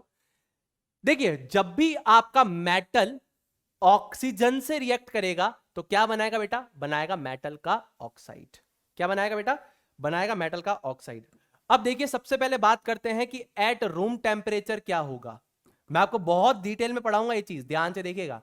25 डिग्री सेल्सियस पे क्या होगा, 25 डिग्री सेल्सियस पे क्या होगा, रूम टेम्परेचर पे मैग्नीशियम आपका ऑक्सीजन से इंटरेक्ट करेगा और MgO मैग्नीशियम ऑक्साइड की एक लेयर बना लेगा।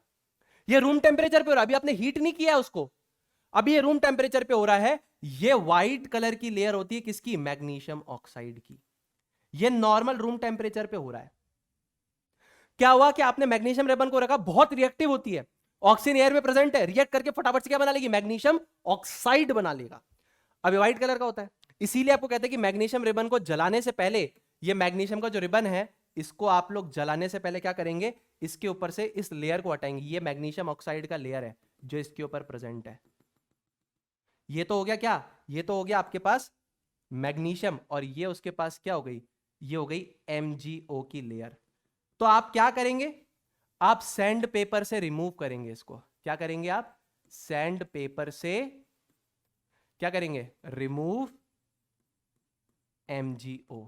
अब आप सबसे पहले उसको क्या करेंगे, आप रिमूव करेंगे। मतलब समझिए कि ये क्या है, बहुत रिएक्टिव मेटल है मैग्नीशियम। इनको इलेक्ट्रॉन दान करने में मजा आता है, ऑक्सीजन एक नॉन मेटल है, उसको इलेक्ट्रॉन लेने में मजा आता है। इसने दिया, उसने लिया, इन्होंने बना लिया कंपाउंड मैग्नीशियम ऑक्साइड। किस तरह का कंपाउंड है, क्लास 10 में बताऊंगा, आयोनिक कंपाउंड है। कैसे बनेगा सब आपको 10th में पता चलेगा। ये व्हाइट कलर की लेयर बन गई। अब क्या किया आपने, सैंड पेपर लिया। सबसे पहले बोला जाता है, आपसे पूछा जाएगा सैंड पेपर क्यों इस्तेमाल करते हैं, ताकि इस मैग्नीशियम ऑक्साइड की लेयर को आप हटा सके। आपने इसको हटा दिया। ये आगे चल के हाइड्रेटेड लेयर में भी बन जाएगी ना, वैसे बेसिक मैग्नीशियम कार्बोनेट भी बना लेती है, लेकिन अभी इतना डिटेल में हमें जाना नहीं है। ये कर लिया, अब हमने इसको साफ कर दिया। अब देखिए आप क्या करेंगे, आप बहुत ही बढ़िया तरीके से अब मैग्नीशियम रिबन को लीजिए यहां पर और स्ट्रांगली हीट कीजिए। क्या कीजिए, स्ट्रांगली हीट कीजिए बढ़िया तरीके से। ये जिफ इमेज को देखिए, यहां पर हम बंचन बर्नर पे इसको स्ट्रांगली हीट करेंगे। यहां पे जिफ इमेज को देखिए, स्ट्रांगली देखिए, हीट किया, मस्त जलने लगती है। आपने इसको बढ़िया से हीट किया। अब ये मैग्नीशियम जो है ये ऑक्सीजन से रिएक्ट करके बना देगी मैग्नीशियम ऑक्साइड। साथ में निकलेगी हीट, साथ में निकलेगी लाइट एनर्जी। और जो लाइट एनर्जी निकलेगी बेटा, वो किस फॉर्मेट में निकलेगी, बहुत डिटेल में बता रहा हूं, डेजलिंग व्हाइट फ्लेम के फॉर्मेट में। कैसा, डेजलिंग। डेजलिंग का मतलब होता है बहुत चमकीला फ्लेम होता है, इसीलिए आपको चश्मा पहनना पड़ता है। इसकी वजह से आपको क्या पढ़ना पड़ता है, आई प्रोटेक्शन, क्योंकि बहुत ज्यादा डेजलिंग है, आपकी आंखों को खराब कर सकता है। तो आपको क्या पहनना चाहिए, आपको आई प्रोटेक्शन पहनना चाहिए, because this is very dazzling, बहुत ब्राइट फ्लेम होती है, आंख खराब हो सकती है, इसलिए बेटर है आप आई प्रोटेक्शन को पहने। ठीक है, अब आपने जला दिया तो मैग्नीशियम ऑक्साइड बन गया, तो आपका मैग्नीशियम ऑक्साइड क्या है सुनील सर? ये आपका बन गया एक्स। क्या बन गया? एक्स। अब ये एक्स आपकी एक्स गर्लफ्रेंड या एक्स बॉयफ्रेंड नहीं है, एक्स यहां पर जो हमने कंपाउंड पूछा था वो है मैग्नीशियम ऑक्साइड MgO। ठीक है, अब आगे चलते हैं। अरे यार यहां पर आ गया कि ये, इसको थोड़ा ऊपर कर देते हैं। ठीक है, ये ऊपर चला जाएगा, ये हो जाएगा MgO। अब देखिए बहुत इंपॉर्टेंट बात है, मान लीजिए आपके पास है मेटल X, ये आपके पास है पानी H2O, जब ये रिएक्ट करेंगे तो ये बनाता है मेटल का ऑक्साइड। यहां पर अगर ये मेटल इससे ज्यादा हाइड्रोजन से ज्यादा रिएक्टिव होगा तो ये इसको डिस्प्लेस कर देगा। एग्जांपल ले रहा हूं, बहुत ही रफ एग्जांपल है ये, कि ये एग्जांपल में मान लीजिए मेटल का ऑक्साइड बन रहा है XO और साथ में निकल रही है हाइड्रोजन गैस। ये बहुत ही रफ स्केलेटन मैंने दिया है, हर जगह ये इक्वेशन फॉलो नहीं होगी, मैं पहले ही बता रहा हूं, ये एग्जांपल मैंने दिया है, ये एग्जांपल है। अब यहां पर इंपॉर्टेंट बात क्या है कि मेटल और वाटर रिएक्ट करेंगे तो मेटल ऑक्साइड प्लस हाइड्रोजन बनेगा। और अगर ये मेटल ऑक्साइड, ध्यान से सुनिएगा, ये स्टेप आपकी किताबों में नहीं होता है, अगर ये मेटल ऑक्साइड आपका पानी में सल्यूबल है तो ये बना देगा मेटल का hydroxide. If the metal oxide is soluble in water it will form metal का हाइड्रोक्साइड। जैसे अगर हम बात करते हैं MgO की, ये जो X था इसको हमने पानी से रिएक्ट करवाया तो ये बना देगा MgOH whole twice, magnesium hydroxide बना देगा। ठीक है, ये ऐसे होगा। तो ये क्या करेगा? मेटल प्लस वाटर के मेटल ऑक्साइड प्लस हाइड्रोजन, तो ये क्या करेगा? आपका मेटल वाटर से रिएक्ट करता है, मेटल ऑक्साइड और हाइड्रोजन बनाता है। अब इस केस में ऐसा नहीं है कि आपके पास आपने डायरेक्ट मैग्नीशियम को रिएक्ट कराया, आपने तो डायरेक्ट मैग्नीशियम ऑक्साइड को डिसॉल्व कराया ना, तो आपको ये सेकंड वाले स्टेप से समझना है। ये दो स्टेप रिएक्शन है, फर्स्ट स्टेप ये था और ये सेकंड स्टेप था। मैंने आपको दो अलग अलग कंसेप्ट यहाँ पे समझाए, इसको मिक्स मत करना कि मेटल तो यहाँ पे सर मैग्नीशियम होना चाहिए था, आप तो मैग्नीशियम ऑक्साइड समझा रहे हो। मुझे पता है बेटा, मुझे पता है, इन दोनों को मैं कंबाइन करके पढ़ा रहा हूँ कि मेटल प्लस वाटर अगर रिएक्ट करता है तो मेटल ऑक्साइड प्लस हाइड्रोजन बनती है, और मेटल ऑक्साइड अगर पानी में सल्यूबल होता है तो मेटल हाइड्रोक्साइड बनता है। क्योंकि बच्चों को कंफ्यूजन होता है कि बोलते हैं metal plus water will give metal hydroxide plus hydrogen, ऐसा नहीं होता है। Metal plus water will give metal oxide plus hydrogen, if this is soluble it will form metal hydroxide. अब हमारे केस में मैग्नीशियम ऑक्साइड हमारे पास था, इस स्टेप सेकंड स्टेप पे जा रहा हूं मैं। मैग्नीशियम ऑक्साइड पानी में सॉल्युबल था तो मैग्नीशियम हाइड्रोक्साइड बनाया, ये आपके पास Y कंपाउंड बनेगा। अब आप इसको सोडियम के लिए समझ सकते हैं, sodium plus water will give sodium oxide plus hydrogen gas, sodium oxide is soluble in water it will form sodium hydroxide. अगर नहीं समझ में आया तो लिख के दिखा देता हूं। ठीक है, इस वाले का एग्जांपल, ठीक है, ये देखिए, मान लीजिए मैंने लिखा सोडियम, अरे यार ये कलर ही नहीं अच्छा लग रहा है ना, प्यारे बच्चों को दिखेगा नहीं, चलिए यहां पे लिख देते हैं Na प्लस H2O। रिएक्शन लिखने का सबसे पहला तरीका है कि केमिकल इक्वेशन लिखी तो उसको बैलेंस करना, अभी आपको बैलेंसिंग नहीं आती इसलिए मैं नहीं बता रहा हूं। तो ये मान लीजिए इसने बनाया Na2O प्लस हाइड्रोजन। अब ये जो है ये सल्यूबल है, क्या है? ये सल्यूबल है, तो ये सल्यूबल होगा तो बना लेगा NaOH। ये आपको समझाने के लिए मैंने ये वाली रिएक्शन भी नोट करवाई, ठीक है ना? सभी को ये बहुत डिटेल में समझ में आ गया बच्चों को? ठीक है, तो ये भी एक तरीके की डिस्प्लेसमेंट रिएक्शन है जहां पे मेटल हाइड्रोजन से ज्यादा रिएक्टिव है, इसको डिस्प्लेस करके यहां बैठ जाएगा hydrogen, and if this is soluble in water Na2O तो ये बन जाएगा NaOH। If the metal oxide is soluble in water it will form metal hydroxide. तो कौन कौन से मेटल ऑक्साइड्स पानी में सॉल्युबल हैं आप वो भी लिस्ट नोट डाउन कर सकते हैं। जैसे ये हो गया Na2O, K2O, CaO, MgO, soluble in water, ठीक है, these are soluble in water, soluble in water, ठीक है ना बेटा? इसको भी आप लोग हाईलाइट कर सकते हैं, ठीक है। आई होप इतना डेटा आप लोगों के लिए काफी है। तो अब हम आंसर पे आते हैं फटाफट से, जल्दी से हम लोग आंसर पे दौड़ते हैं। यहां पर सुनील सर करेक्ट आंसर हो जाएगा magnesium oxide and magnesium hydroxide, ठीक है, समझ गए? चलिए आगे दौड़ते हैं फटाफट से, आइए अगले क्वेश्चन पे चलेंगे फटाफट से। Sunil sir, what will be the colour of red and blue litmus paper when dipped in a solution of magnesium hydroxide? जल्दी से बता देंगे इसका करेक्ट आंसर क्या होगा। अब देखिए मैं आपको फटाफट से इसके एक्सप्लेनेशन पे लेके चलता हूं। देखिए, what will be the colour of red and blue litmus paper when dipped in a solution of magnesium hydroxide? तो हम इसको फटाफट से समझ लेते हैं। उसके लिए आपको सबसे पहले ये समझना पड़ेगा। देखिए, आपको लिटमस का कंसेप्ट समझा देता हूं फटाफट से। तो लिटमस, ठीक है, इसका जो कलर होता है न्यूट्रल मीडियम है, दैट इज बेसिकली पर्पल, ठीक है ना। या एक्चुअल में देखा जाए जो एनसीईआरटी 7th क्लास में बताती है तो वो बताती है mauve, that is pale purple colour होता है न्यूट्रल मीडियम में। एसिडिक मीडियम में रेड और बेसिक मीडियम में आपके पास कौन सा कलर होता है बेटा? Blue. So litmus is a natural indicator, it's a dye, purple coloured dye, ठीक है ना। That is obtain from lichens and lichens belong to the thallophyta division, है ना, जिनका well defined body shape and size नहीं होता। Class 9th में diversity में आप पढ़ेंगे।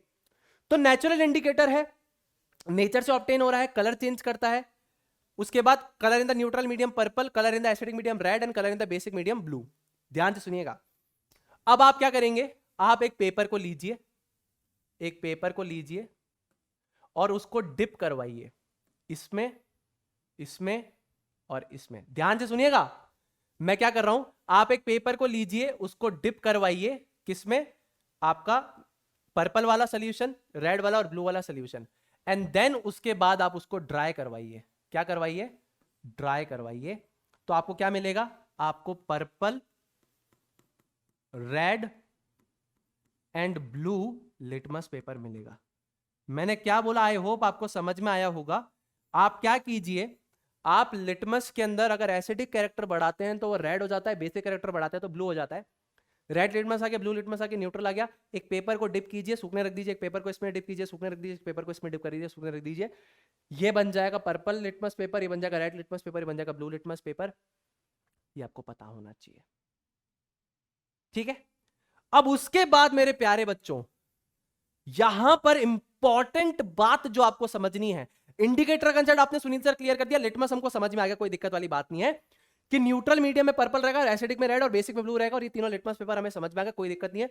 मेटल के ऑक्साइड्स या मेटल के जो हाइड्रोक्साइड्स होते हैं, मेटल के ऑक्साइड्स या मेटल के हाइड्रोक्साइड्स होते हैं, वो दो तरीके के होंगे।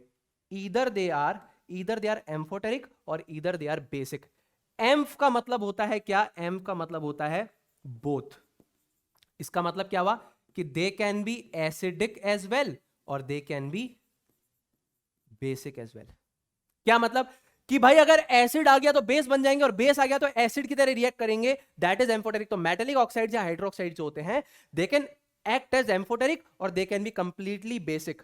या तो कंप्लीटली बेसिक हो जाएंगे या एम्फोटेरिक, दैट इज एसिडिक और बेसिक दोनों हो सकते हैं, कोई दिक्कत नहीं है। एग्जांपल देता हूं, इसको याद कर लीजिए कौन कौन से आपके पास रहेंगे एम्फोटेरिक, कौन कौन से होते हैं। SABPZ, ये होता है आपके पास टिन, ये होता है आपके पास एल्यूमिनियम, ये होता है आपके पास बेरिलियम, ये होता है आपके पास लेड और ये होता है आपके पास zinc. Tin, aluminium, beryllium, lead, zinc, ये आपके एम्फोटेरिक मेटल्स हैं जो एम्फोटेरिक ऑक्साइड्स बनाते हैं। That can be acidic and that can be basic as well, ठीक है। अगर जैसे एल्यूमिनियम ऑक्साइड की बात करें, आपने बेस रख दिया NaOH तो भी रिएक्ट कर देगा, आपने एसिड रख दिया HCl तो भी रिएक्ट कर देगा। तो जब एसिड है तो उसके सामने बेस बन जाएगा, जब बेस है तो उसके सामने एसिड बन जाएगा। ये एम्फोटेरिक ऑक्साइड्स होते हैं। तो मेटेलिक ऑक्साइड्स मेरे प्यारे बच्चों, या metallic hydroxides, either they are amphoteric और either they are basic in nature. Question की डिमांड क्या है?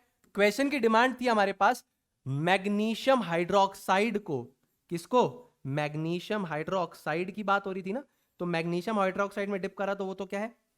बेसिक होगा। मैग्नीशियम हाइड्रोक्साइड क्या होगा मेरे प्यारे बच्चों? बेसिक होगा ना। अब तुम मुझे बताओ कि अगर तुमने रेड लिटमस पेपर को डिप करवाया और तुमने ब्लू लिटमस पेपर को डिप कराया तो क्या होगा?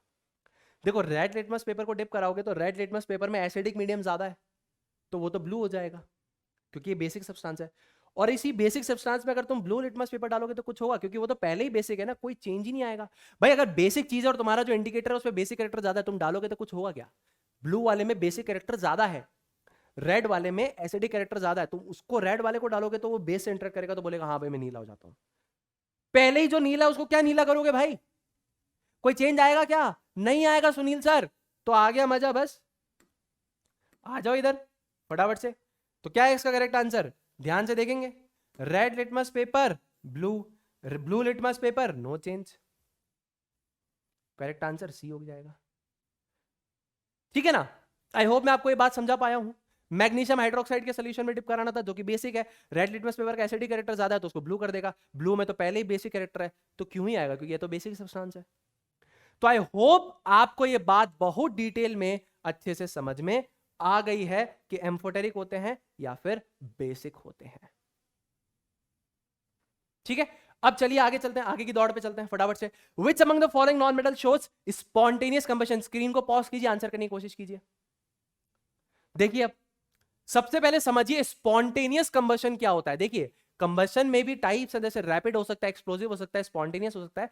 स्पॉन्टेनियस का मतलब होता है कि अपने आप होने वाला, उसके लिए मुझे किसी चीज को जलाने की जरूरत नहीं है। जैसे मान लीजिए मुझे किसी चीज को जलाना पड़ रहा है, मान लीजिए गैस है, घर में आपके गैस है, आपको उसने ऑन किया, आपने लाइटर से उसको जलाया, वो जल गई फटाफट से, रैपिड कंबशन।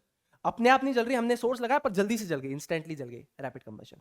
स्पॉन्टेनियस में क्या है, तुम मुझे जलाओ चाहे ना जलाओ, मैं तो जल जाऊंगा, मेरे को कोई फर्क नहीं पड़ता। तो ये क्या है स्पॉन्टेनियस?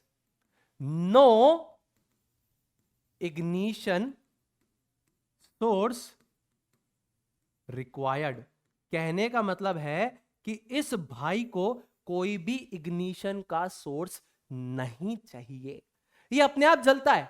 भाई ये जीवन में इतना दुखी हो चुका है, कहता है मैं अपने आप ही जल जाऊंगा, मेरे को कोई फर्क नहीं पड़ता, किसी के जलाने की मुझे जरूरत नहीं पड़ेगी, कोई मुझे जला नहीं सकता, मैं तो खुद ही जल जाता हूं। ये स्पॉन्टेनियस कंबशन है। अब इनमें से कौन स्पॉन्टेनियस कंबशन शो करता है? White phosphorus. अरे बड़ा ही भयंकर रिएक्टिव नॉन मेटल है, एयर में रख दोगे फटाफट फटाफट आग लग जाएगी इसमें। क्या लग जाएगी? आग लग जाएगी, बिना किसी चीज के। मतलब ये अपने आप इतनी हीट ले लेता है कि इसके इग्निशन टेम्परेचर तक पहुंच जाता है और वो आग लग जाती है, ऑटो इग्निशन टेम्परेचर तक। ठीक है, तो इसके लिए अब तुमको पता है इसको कहां पर स्टोर करते हैं। इसको अपन स्टोर करते हैं, that is basically stored in water. इसको अपन कहां स्टोर करते हैं? That is stored in water. ये पानी से रिएक्ट नहीं करते हैं, तो इसलिए तुम इनको वाटर में स्टोर करके रखते हो, व्हाइट फास्फोरस को, that is stored in water. इस व्हाइट फास्फोरस एक बीमारी होती है, उसको कहते हैं फॉजी जॉ। इस वजह से रेड फास्फोरस को यूज करने लगे थे हम। ट्राई करना, सर्च करना, मजा आएगा। ठीक है, तो इसमें से कौन सा non metal spontaneous combustion show करता है Sunil sir? White phosphorus show करता है, इसलिए इसको पानी में हम लोग स्टोर करके रखते हैं। ठीक है, चलो आगे फटाफट इस क्वेश्चन को सॉल्व करेंगे मेरे सारे प्यारे प्यारे बच्चे, दिल के सच्चे। Which of the following is correct in regard to the storing metals and non metals? Kerosene, kerosene में आप सोडियम, पोटेशियम एंड लिथियम को करते हैं, वाटर में फास्फोरस। इस तरीके से बाकी आपको दिए हुए हैं, फटाफट से ट्राई कीजिए आंसर करने का। तो देखिए, अब वन बाय वन ऑप्शंस को एनालाइज करते जाएंगे और आंसर निकालने की कोशिश करेंगे। देखिए, केरोसिन के अंदर आप सोडियम और पोटेशियम को स्टोर करवाते हैं, दैट इज ट्रू। लेकिन लिथियम को आप केरोसिन में स्टोर नहीं करवाते हैं, वाटर में आप फास्फोरस को स्टोर कराते हैं, दैट इज आल्सो करेक्ट। अब ये क्यों इनकरेक्ट है और ये क्यों होता है मैं आपको बताता हूं। देखिए देखिए, सबसे पहले तो आप सोडियम और पोटेशियम को क्यों स्टोर करवाते हैं, इसके पीछे का लॉजिक क्या है सुनील सर? क्या है, बहुत रिएक्टिव मेटल्स हैं और मॉइस्ट एयर से रिएक्ट करके, मॉइस्ट एयर से रिएक्ट करके इट कैचेस फायर, ये आग पकड़ लेते हैं। क्या कर लेते हैं? आग पकड़ लेते हैं। सोडियम और पोटेशियम फटाफट से आग पकड़ लेते हैं, लिथियम भी पकड़ लेता है आग, लेकिन उसको स्टोर अपन कहीं और करते हैं, मैं बताऊंगा कहां करते हैं। तो सोडियम पोटेशियम को अगर आपने ऐसे खुले में रख दिया ना, आग पकड़ लेंगे भैया, yellowish orange flame sodium, potassium में निकलेगी लाइलैक कलर की फ्लेम, तो ये रिस्क नहीं लेना है। तो फिर हम क्या करते हैं, इसको हम क्या कर देते हैं, that is stored in kerosene. तो ये कहां पर आप स्टोर करते हो? Stored in kerosene. अब आप केरोसिन में जब स्टोर करते हो तो आप कट ऑफ करते हो उसका किससे कट ऑफ करते हो? मॉइस्ट एयर से कट ऑफ करते हो। मॉइस्ट एयर से क्या करते हो आप? कट ऑफ करते हो। मतलब कि मॉइस्ट एयर उसको ना मिल पाए, वरना वो रिएक्ट करके आग पकड़ लेगा, उस चीज से कट ऑफ करवाने के लिए आप उसको केरोसिन में करवाते हो। तो सर लिथियम को क्यों नहीं करवाते? देखो दिक्कत वाली बात क्या है, दिक्कत वाली बात है कि डेंसिटी जो होती है, density of lithium is less than that of kerosene. मतलब क्या है सुनील सर? अरे भाई इसकी डेंसिटी ज्यादा है, ये नीचे रहेगा, ये सिंक करेगा, ये फ्लोट करेगा, तो लिथियम क्या करेगा? लिथियम क्या करेगा? Lithium will float, reacts with moist air. तो मतलब क्या हुआ भाई, तुम्हारा इसको स्टोर करने का मतलब ही नहीं हुआ ना, ये तो फायर कैच कर रहा है। ओ सुनील सर, हमने तो ये सोचा ही नहीं था। तो फिर इसके लिए हम इसको कहां स्टोर करवाते हैं? लिथियम को हम पैराफिन वैक्स में स्टोर करवाते हैं। नॉलेज वाली बात है, याद कर लो। कहां पे स्टोर करवाते हैं हम इसको हम स्टोर करवाते हैं in paraffin wax. So density of lithium is less than that of kerosene, और जिस वजह से क्या होता है, केरोसिन नीचे जाएगा, लिथियम उसके ऊपर फ्लोट करता रहेगा, फ्लोट करता रहेगा, तो क्या है, मॉइस्चर से वैसे ही रिएक्ट कर रहा है, वो तो ऊपर झूल रहा है, ऐसे ऊपर यूं यूं यूं यूं यूं झूल रहा है, तो रिएक्ट तो कर ही लेगा भाई। अब वो जब झूलते झूलते रिएक्ट कर लेगा, तो मतलब क्या था केरोसिन में डालने का, है मतलब क्या है केरोसिन में डालने का, तो इसीलिए उसको स्टोर करवाएंगे पैराफिन वैक्स में। तो यहां पर दूसरे ऑप्शन की तरफ चलते हैं, केरोसिन में सोडियम एंड पोटेशियम, वाटर में फास्फोरस, ये तो सही लग रहा है। फास्फोरस एंड लिथियम, नहीं ये गलत है, फास्फोरस को आप केरोसिन में नहीं कराओगे, लिथियम को भी नहीं कराओगे, सोडियम को पानी में करा दोगे तो आग लग जाएगी। लिथियम एंड सोडियम ये गलत है, ये सही है। फास्फोरस ये सही है, सोडियम गलत है। सोडियम को पानी में मत डाल देना, अभी जो रिएक्शन बताई थी ना, sodium plus water will give sodium oxide plus hydrogen, sodium oxide बना लेगा सोडियम हाइड्रोक्साइड, और जो हाइड्रोजन निकलेगी उसमें आग लग जाएगी, इतनी हीट निकलती है उस रिएक्शन में, इसलिए सोडियम को पानी में डालोगे आग पकड़ लेता है खींच के, इसलिए। तो करेक्ट आंसर क्या हो जाएगा, करेक्ट आंसर हो जाएगा ये। अब ये सारी चीजें तुमको पढ़ाई नहीं गई हैं, इसीलिए मैं सारी चीजें तुमको डिटेल में बता रहा हूं, ठीक है। चलो बेटा अगले क्वेश्चन की दौड़ पे चलते हैं। Non metallic oxides are dash and dash in nature, फटाफट से बता देंगे, बहुत बड़ा मिसकंसेप्शन है लोगों को, जल्दी से बता देंगे फटाफट से इस क्वेश्चन का आंसर। देखिए नॉन मेटल के ऑक्साइड्स, ध्यान से एनालिसिस करेंगे समझ में आएगा। एग्जांपल लिख रहा हूं, कार्बन मोनोऑक्साइड, N2O, H2O, ये पानी, ये सारे के सारे क्या हैं, ये सारे के सारे आपके हैं न्यूट्रल। ये N2O क्या होता है आपका, ये N2O होता है नाइट्रस ऑक्साइड, दैट इज इसका नाम होता है लाफिंग गैस। क्या होती है ये लाफिंग गैस है। ये कार्बन मोनोऑक्साइड ये पॉइजनस गैस है, ठीक है, कार्बन मोनोऑक्साइड, ठीक है ना।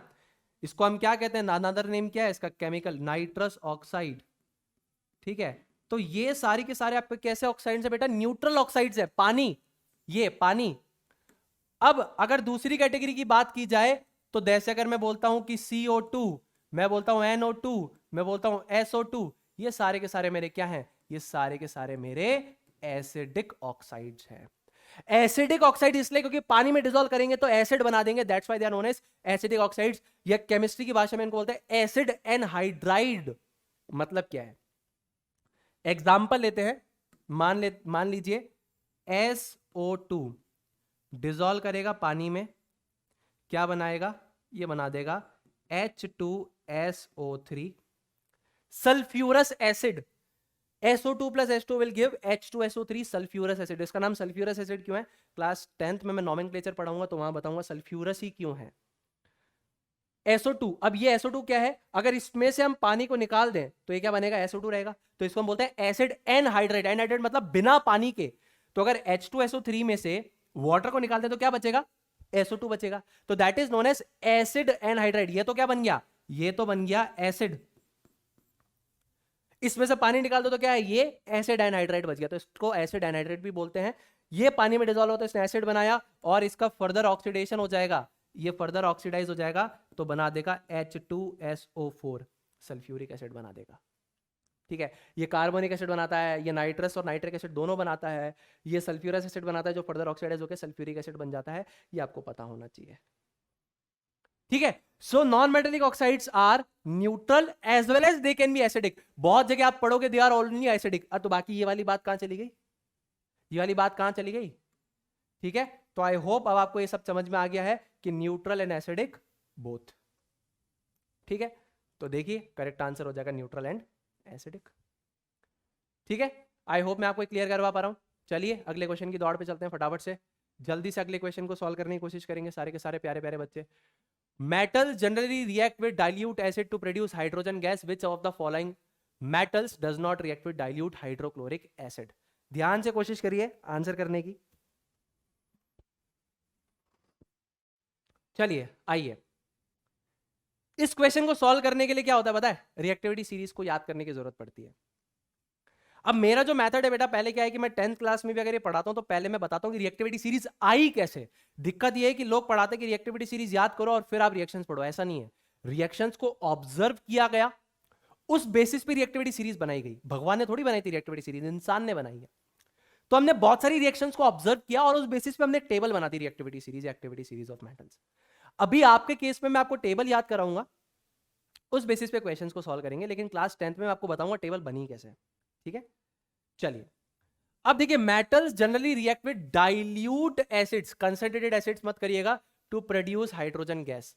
अगर आपको हाइड्रोजन गैस प्रोड्यूस करवानी है तो इसको समझिए, सबसे पहली इंपॉर्टेंट कंडीशन, मेटल को अगर आप एसिड से रिएक्ट करवा रहे हैं और आपको क्या प्रोड्यूस करना है, आपको प्रोड्यूस करना है सॉल्ट प्लस हाइड्रोजन गैस, तो वो जो मेटल होना, ये जो एसिड होना चाहिए, ये डाइल्यूटेड एसिड होना चाहिए।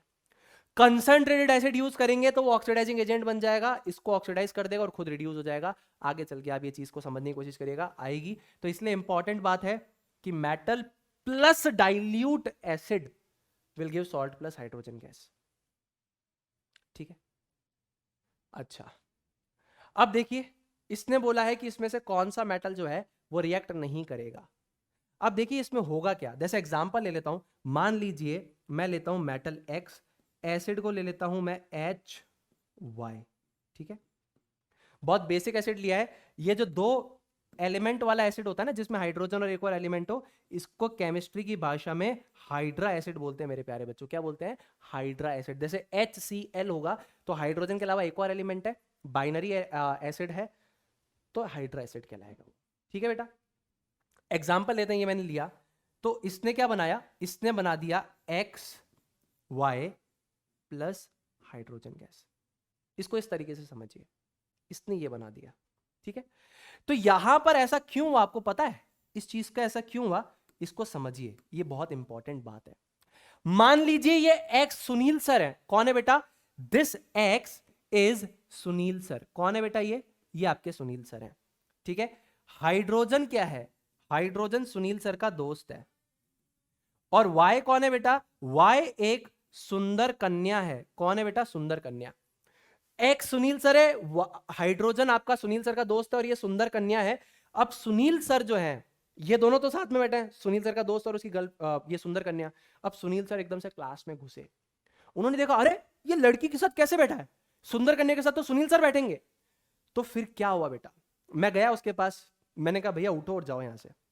कह रहा देखो भैया जी, हमने इनको इलेक्ट्रॉन दे रखे हैं, अभी वो शेयरिंग में भी हो सकते हैं, डोनेट भी हो सकते हैं, आपको ये ध्यान नहीं रखना। भी मैं गया, मैंने कहा भैया मैं तुमसे ज्यादा रिएक्टिव, मैं तुमसे इजीली इलेक्ट्रॉन दे सकता हूँ। बोले इलेक्ट्रॉन ही, मैंने उसको 2 चॉकलेट दी। मैंने कहा तूने दे दी 2 चॉकलेट या 1 चॉकलेट? बोले हाँ। मैंने कहा ये ले और निकल। मैंने उसको देखा और उसको भगा दिया। अब मैं उस लड़की के साथ बैठा हूं, वो अलग हो गया है। तो यहां पर रिएक्टिव हूं मैं। रिएक्टिव का मतलब मेटल से केस में अलग होता है, नॉन मेटल से केस में अलग होता है। अगर मैं बोल रहा हूं कि ये ए मेटल है और ये बी मेटल है, ये मेटल ज्यादा रिएक्टिव है, मतलब ये इजीली इलेक्ट्रॉन दे सकता है एज कंपेयर टू बी। अगर ये नॉन मेटल है ए और ये बी नॉन मेटल है, मैंने बोला ये ज्यादा रिएक्टिव नॉन मेटल है इससे, तो ये इतना इजीली इलेक्ट्रॉन ले सकता है इसके कंपैरिजन में। तो रिएक्टिविटी का मतलब होता है, अगर मेटल के केस में तो कौन इजीली इलेक्ट्रॉन देगा, नॉन मेटल के केस में कौन इजीली इलेक्ट्रॉन लेगा। तो यहां पर जो रिएक्टिविटी थी एक्स की, आप ये कह सकते हैं कि रिएक्टिविटी ऑफ एक्स जो है that is greater than y. तो इस केस में भी ऐसा होगा कि जिस मेटल की रिएक्टिविटी हाइड्रोजन से ज्यादा होगी, इसको तो वो डिस्प्लेस कर देगा, और जिसकी नहीं होगी वो नहीं कर पाएगा। ठीक है, तो ये कौन सी रिएक्शन है? एक तरीके से ये डिस्प्लेसमेंट रिएक्शन है बेटा। कौन सी रिएक्शन है बेटा? ये आपकी डिस्प्लेसमेंट रिएक्शन है, जिसमें एक हाईली रिएक्टिव मेटल एक नॉन मेटल को डिस्प्लेस करता है। हाईली रिएक्टिव मेटल एक लेस रिएक्टिव मेटल को डिस्प्लेस करेगा। हाईली रिएक्टिव नॉन मेटल एक लेस रिएक्टिव नॉन मेटल को डिस्प्लेस करेगा। हाईली रिएक्टिव मेटल एक नॉन मेटल को भी डिस्प्लेस कर सकता है, जो इस केस में हो रहा है। Hydrogen is a non metal, x is a metal, ये भी हो सकता है। अब रिएक्टिविटी सीरीज अब याद कर लीजिए, फिर इस रिएक्शन को हम इजीली समझ पाएंगे। देखिए मैं बहुत इजी तरीके से आपको याद करवाऊंगा, ध्यान से देखिए। देखिए मैं आपको 2 ट्रिक दूंगा, है ना। मैं बच्चों को 2 ट्रिक देता हूं। एक तो देता हूं ट्रिक 1, ये ट्रिक 1 को मैं बोलता हूं देसी ट्रिक। कौन सी ट्रिक? देसी ट्रिक 1 इज मेरी कौन सी ट्रिक? देसी ट्रिक। ट्रिक 2 जो है मेरी, ये अंग्रेजी मीडियम वालों के लिए, आईसीएसई वालों के लिए, हिंदी मीडियम वालों के लिए, जो समझ में आए ले लेना। ध्यान से सुनना इस चीज को।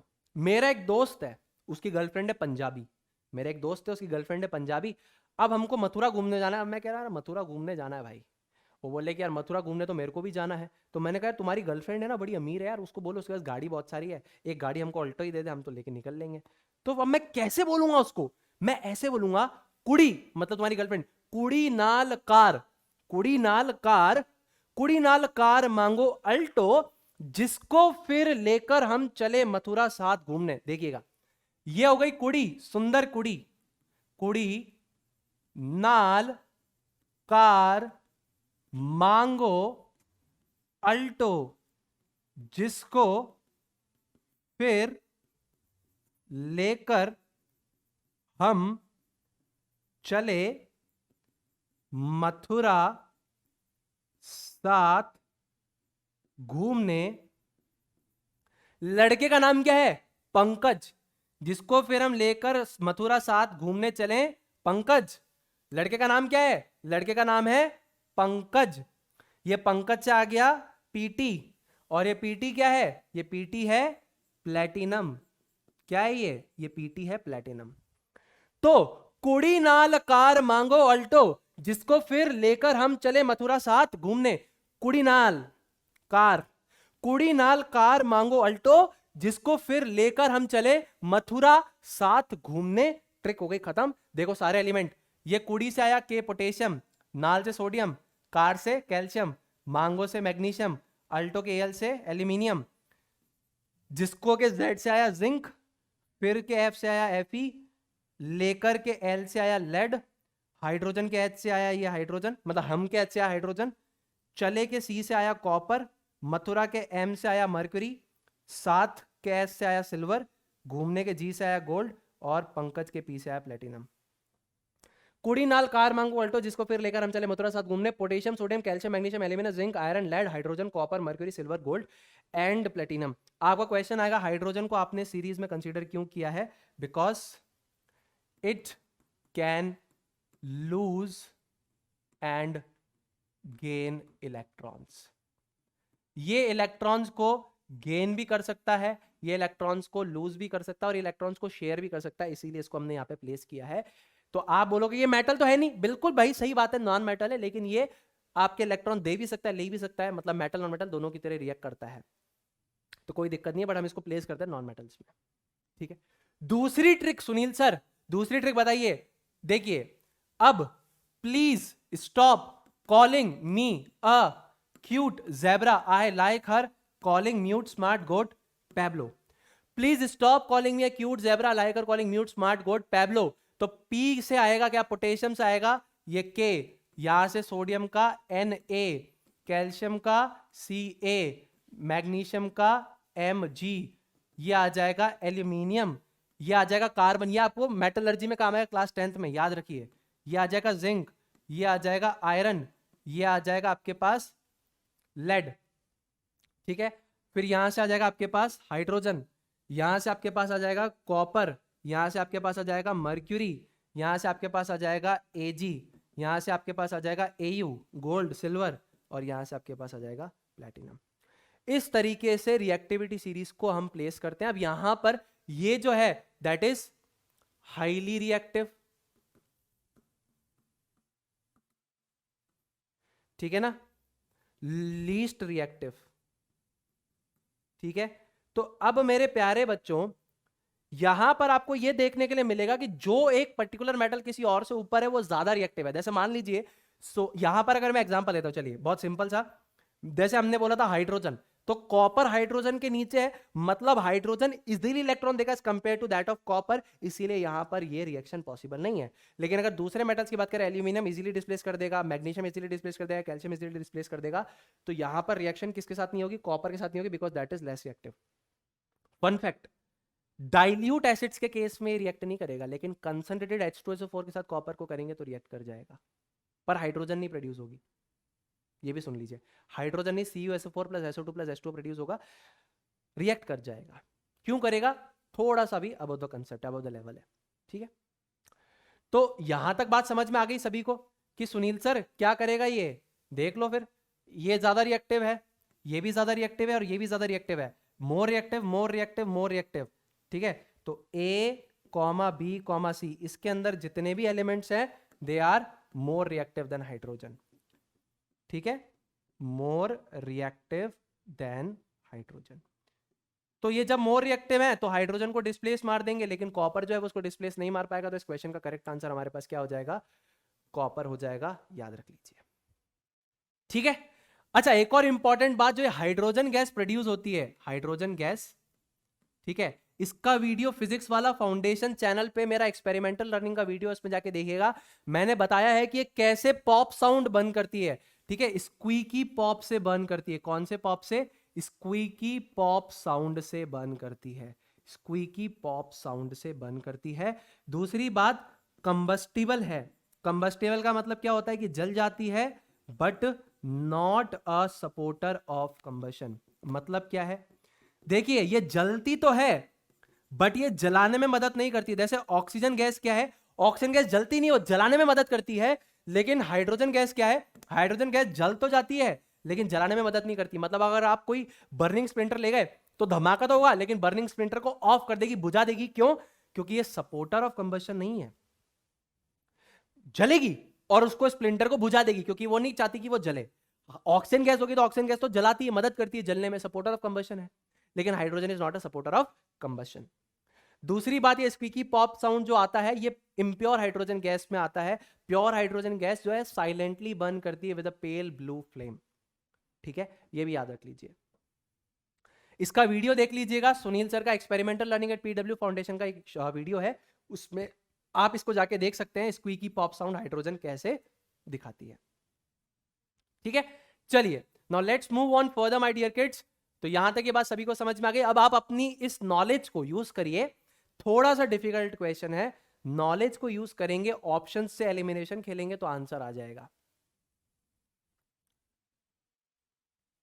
ठीक है, स्क्रीन पॉज करके आंसर आया। अब देखिए, the colour of sulphate salt solution of a metal X changes from blue to green when treated with a metal Y. ठीक है, metal X and Y do not react with water, however Y reacts with steam to produce the respective oxide and a gas Z that burns with a squeaky pop sound. Identify X, Y and Z. अब देखिए, अगर मैं सिर्फ Z को भी जानता हूं, squeaky pop अभी मैंने बताया हाइड्रोजन गैस, तो ये ऑप्शन तो वैसे ही एलिमिनेट हो गया। ठीक है, अब बचते हैं ये ऑप्शन और ये ऑप्शन। ठीक है, समझ में आ गई बात? A, B, C और D बचते हैं, ये ऑप्शन तो वैसे ही कैंसिल हो गया, CO2 तो हो नहीं सकती स्क्वीकी पॉप से। अब देखिए, आप बोल रहा है the colour of sulphate salt solution of metal X changes from blue to green when treated with metal Y. कहने का मतलब क्या है कि जो रिएक्टिविटी है, ध्यान से देखिए, कहने का मतलब है जो रिएक्टिविटी है एक्स की, that is less than that of Y. अब यहां पर आप देखिए, आप एलिमिनेशन से खेल सकते हैं कि एक्स की जो रिएक्टिविटी है वाई से कम होनी चाहिए। ठीक है, तो आयरन और जिंक, ठीक है, आयरन और जिंक, अब यहां पर जिंक जो है वो आयरन से ज्यादा रिएक्टिव है, सो ये ऑप्शन हो सकता है। कॉपर और आपके पास आयरन, ये भी हो सकता है। कॉपर ज्यादा रिएक्टिविटी आयरन की, that is also possible. Iron और कॉपर ये नहीं हो सकता, ये ऑप्शन कैंसिल हो गया, ये ऑप्शन कैंसिल हो गया। तो दो को तो आपने हिट एंड ट्रायल से उड़ा दिया, दो ऑप्शन बच रहे हैं। ठीक है, अब देखिए, इसने कहा कि ब्लू जो है मेटल सल्फेट का जो कलर है वो ब्लू से ग्रीन हो गया। अब देखिए, कौन सा सल्फेट जो होता है वो ब्लू कलर का होता है। अगर आप बात करते हैं FeSO4 की, मैं एलिमिनेशन टेक्निक सिखा रहा हूं आपको, वो ग्रीन कलर का होता है। अगर आप बात करते हैं कॉपर सल्फेट की, सोल्यूशन में, सोल्यूशन लिख देता हूं मैं वरना कंफ्यूज हो जाओगे, सोल्यूशन की बात करता हूं, तो ये कौन से कलर का होता है? ब्लू कलर का। और ZnSO4 की अगर अपन बात करें तो कौन से कलर का होता है? कलरलेस होता है। कौन सा होता है? कलरलेस होता है। अब मजे की बात क्या है, Y जो है उसने बोला है ये ग्रीन हो गया, Y आपका ग्रीन हो गया, ब्लू से ग्रीन हुआ, मतलब ब्लू टू ग्रीन हो गया। कलरलेस इज नॉट पॉसिबल, मतलब ये ऑप्शन भी गलत हो गया। ठीक है, ब्लू टू ग्रीन हुआ, इसका मतलब क्या है कि यहां पर कॉपर सल्फेट होगा और यहां पर आयरन होगा। अब ये आयरन सुनील सर है, कॉपर सुनील सर का दोस्त है और ये सुंदर कन्या है। फिर से इमेजिन कीजिए, ये क्या है? सुनील सर का दोस्त है। सल्फेट जो है वो क्या है? वो एक सुंदर कन्या है और ये सुनील सर है। अब सुनील सर इससे ज्यादा रिएक्टिव है, सुनील सर के दोस्त से ज्यादा रिएक्टिव है, मतलब हैंडसम है, इजीली इलेक्ट्रॉन दे सकते हैं, इजीली चॉकलेट दे सकते हैं। तो इसको हटा देंगे, क्या बन जाएगा? बन जाएगा FeSO4 प्लस हाइड्रोजन गैस। मैंने दूसरी इंफॉर्मेशन आपको थोड़ा सा डिस्ट्रैक्ट करने के लिए दी थी, अगर आपको वो नॉलेज है तो आप उससे भी कर सकते थे, कोई दिक्कत नहीं है। इससे आपका आंसर 1 मिनट में आ गया। ठीक है, कॉपर सल्फेट कलर जो सोल्यूशन है वो ब्लू कलर का होता है, ये ग्रीन कलर का होता है, लाइट ग्रीन होता है। ठीक है, जब इससे रिएक्ट किया that is more reactive than this, so this reaction will take place. That is also an example of metal metal displacement reaction. कौन सी रिएक्शन का एग्जांपल है? लिख लीजिए, मेटल मेटल डिस्प्लेसमेंट रिएक्शन. मतलब एक मोर रिएक्टिव मेटल एक less reactive metal को उसके सॉल्यूशन से जब डिस्प्लेस कर देता है, ये उसका एग्जांपल है आपके पास. ठीक है, आई होप मैं आपको ये बात अच्छी तरीके से क्लियर कर पाया हूं. किसी को कोई भी दिक्कत नहीं आ रही होगी. इस क्वेश्चन को ट्राई करेंगे जल्दी से फटाफट से. Which of the following is correct in regard to the surface deterioration of copper due to atmospheric gases. ठीक है, क्या होता है? अब इसको आंसर करने से पहले सबसे पहले हम यहां आते हैं और कोरोजन को समझते हैं क्या होता है. ध्यान से समझिएगा, बहुत डिटेल में बताऊंगा सारी चीजें आपको. देखिए कोरोजन क्या होता है, ध्यान से सुनिए. ये होता है सरफेस डेटीरियोरेशन ऑफ मेटल्स. मतलब क्या है सुनील सर? देखिए बेटा, मेटल्स मैंने आपको बोला इलेक्ट्रॉन डोनेट करके स्टेबल होते हैं, खुश होते हैं. नॉन मेटल यानी जो एटमॉस्फेरिक गैसेस वो इलेक्ट्रॉन लेके खुश होती हैं, इलेक्ट्रॉन देते हैं वो लेती हैं, तो एक कंपाउंड बना लेते हैं उनके सरफेस पे. ठीक है, तो इस वजह से इनका सरफेस डेटीरियोरेट मतलब खराब हो जाता है, मतलब अपनी शाइन को लूज कर देते हैं. Metallic lustre is lost. Metallic lustre is lost. तो आप ये भी कह सकते हैं कि मेटल्स को अपने लशर को लूज करने में आता है मजा. यही होता है हमारे प्यारे बच्चों के साथ, वो अपनी जिंदगी को खुद बर्बाद करते हैं डिस्ट्रैक्ट होकर अपनी लाइफ के अंदर. देखिए आपके अंदर एक चमक है, आपके अंदर एक चमक है ना. वो चमक को अगर आप यूटिलाइज करेंगे बढ़िया से तो बहुत आगे जाएंगे. और वो चमक को आप क्या खुद ही जाके खोते हैं, मतलब आपको पढ़ाई पे फोकस करना चाहिए, आप उसको खुद ही खोते हैं. चैटिंग करके, रील्स बना के, इंस्टाग्राम पे ये करो वो करो, आप खुद को खुद ही डिस्ट्रैक्ट करते हैं. मेटल भी खुद करता है, मेटल में लश्कर होता है, लेकिन अब मैं स्टेबल नहीं हूं, मैं स्टेबल नहीं हूं, मैं स्टेबल नहीं हूं, मैं स्टेबल नहीं हूं. इलेक्ट्रॉन डोनेट कर दिया, इलेक्ट्रॉन डोनेट कर दिया, नॉन मेटल ने ले लिया, कंपाउंड बन गया सरफेस पे, शाइन चली गई. गोल्ड और प्लेटिनम जैसे बनने की कोशिश करिए, चमक हमेशा मेंटेन करके रखिए अपनी. रिएक्ट ही मत करो, रिएक्ट नहीं करना, बाय. हम नोबल मेटल से हम रिएक्ट नहीं करेंगे. ठीक है, तो सरफेस डेटीरियोरेशन प्रोसेस है मेटल्स का, जहां पे मेटेलिक लस्टर लॉस्ट हो जाता है और सरफेस पे क्या बन जाता है? ड्यू टू फॉर्मेशन ऑफ, ये क्या कर देते हैं सरफेस पे?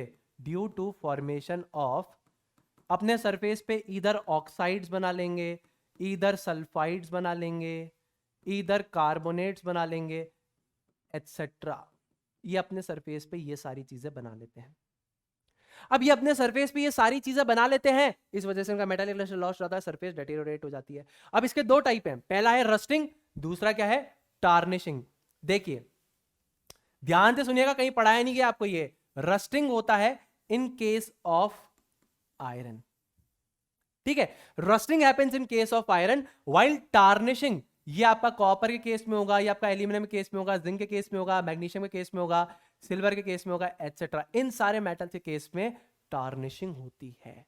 क्या होती है? टार्निशिंग होती है. इस केस में रस्टिंग होती है आयरन के केस में. बहुत इंटरेस्टिंग स्टोरी है, ध्यान से सुनिएगा, मजा आएगा. देखिए जो आयरन है, कौन से कलर का मेटल है बेटा? आयरन जो है आपका सिल्वरी ग्रे मेटल है. लोगों को लगता है लाल कलर का है, अरे लाल कलर का नहीं है भैया, वो तो रस्ट होती है, सिल्वरी ग्रे मेटल होता है. अब ये सिल्वरी ग्रे मेटल जब एयर में ऑक्सीजन और वाटर वेपर से रिएक्ट करता है तो क्या बना लेता है? देखिए ध्यान से देखिएगा इस चीज को. ये आयरन जो है ये ऑक्सीजन और वाटर वेपर से रिएक्ट करके Fe2O3.XH2O बना लेता है. इसको हम लोग क्या बोलते हैं? इसको हम लोग बोलते हैं RUST, रस्ट. मजे की बात क्या है?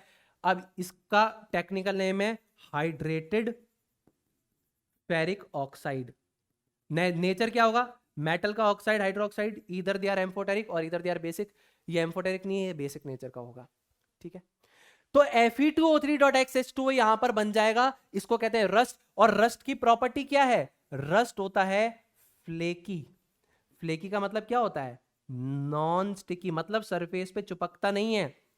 दूसरा ब्रिटल होता है, मतलब इजीली चटक जाता है, इजीली टूट जाता है. ये इसकी दो इंपॉर्टेंट प्रॉपर्टीज हैं रस्ट की.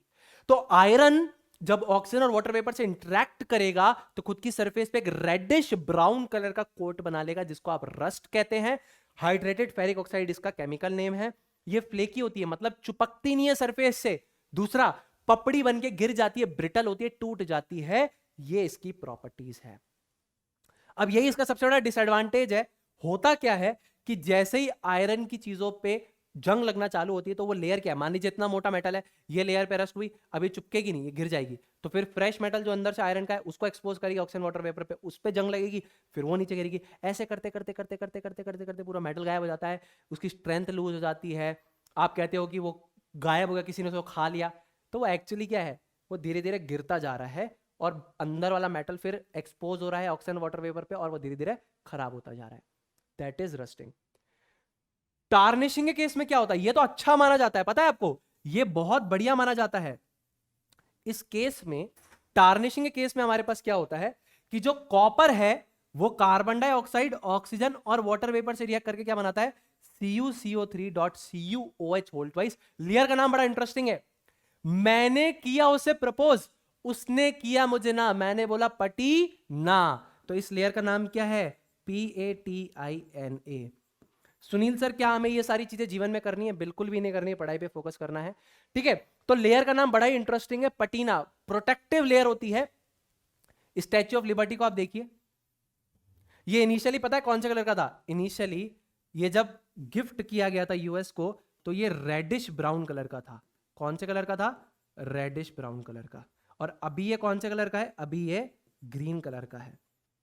तो ये तो कौन से कलर की लेयर है? रेडिश ब्राउन कलर की लेयर है, रस्ट। और पटीना जो है वो ग्रीन कलर की लेयर है और उसका केमिकल कॉम्पोजिशन क्या है? Basic copper carbonate. क्या है बेटा? ये होती है बेसिक कॉपर कार्बोनेट, ठीक है। प्रोटेक्टिव लेयर है। अब मैंने प्रोटेक्टिव लेयर क्यों बोला, ध्यान से सुनिएगा, मैंने पटीना को प्रोटेक्टिव लेयर क्यों बोला? मैंने पटीना को क्या बोला? मैंने पटीना को बोला ये प्रोटेक्टिव लेयर है। क्यों बोला मैंने प्रोटेक्टिव लेयर?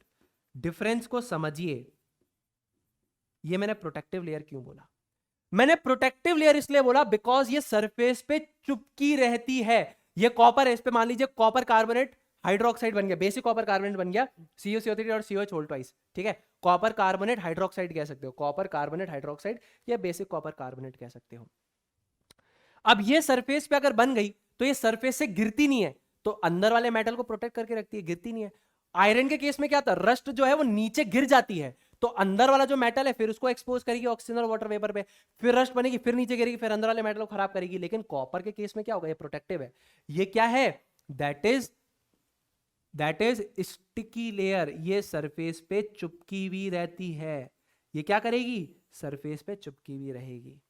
स्टिकी लेयर है, अंदर वाले मेटल को बचाती है। तो copper, aluminium, zinc, magnesium, silver, इन सब के केस में पटीना बनती है। बढ़िया लेयर है। That is the advantage of corrosion, that is the disadvantage of corrosion. तो rusting is a disadvantage while tarnishing is the advantage of corrosion. Pros and cons of corrosion, तो यहां पे लिख भी सकते हैं आप कि this is actually the pros of corrosion and this is actually the cons of corrosion, ठीक है। आई होप आपको ये बात समझ में आई होगी। अब देखिए बेटा, इस चीज को ध्यान से समझ लेंगे तो यहां पर जो टाइप ऑफ कोरोजन है कॉपर के केस में, that is tarnishing, name of layer formed is known as patina. Type of corrosion rusting is in case of iron, rust iron के केस में होती है। टार्निशिंग, लेकिन लेयर का नाम क्या होना चाहिए? पटीना, तो ये गलत हो गया। रस्टिंग और पटीना ये भी गलत हो गया, ठीक है। तो करेक्ट आंसर क्या हो जाएगा आपके पास? करेक्ट आंसर हो जाएगा सी, ठीक है। तो मैंने आपको पहले तो एक होमवर्क दिया था कि कॉपर वायर्स को हम घर पे क्यों नहीं यूज कर सकते, मतलब कॉपर वायर को हम ओवरहेड पावर केबल्स में क्यों नहीं यूज कर सकते और एल्यूमिनियम वायर को घर पे क्यों नहीं यूज कर सकते, इंटरचेंज क्यों नहीं कर सकते। आपको इसका लॉजिक ढूंढ के मुझे आंसर देना है कमेंट सेक्शन में, ठीक है। ये वाली सारी चीजें आप लोगों को समझ में आ गई होगी, आई होप, ठीक है। चलिए, बहुत बढ़िया बच्चा लोग। तो बस आज का सेशन में बच्चा लोग इतना ही। मैंने आपके पूरे चैप्टर को इन डेप्थ डिटेल में बहुत ही अच्छे तरीके से कवर करवा दिया है। अगर आपको कुछ भी डाउट्स आ रहे हैं, कुछ भी प्रॉब्लम्स आ रही हैं, कुछ छोटी मोटी चीजें अगर आपको लगता रह गई है तो please let me know, I will try to answer them, ठीक है। तो तब तक के लिए अपना ध्यान रखिए, खुश रहिए, stay healthy, stay awesome and always say जय जय फिजिक्स वाला।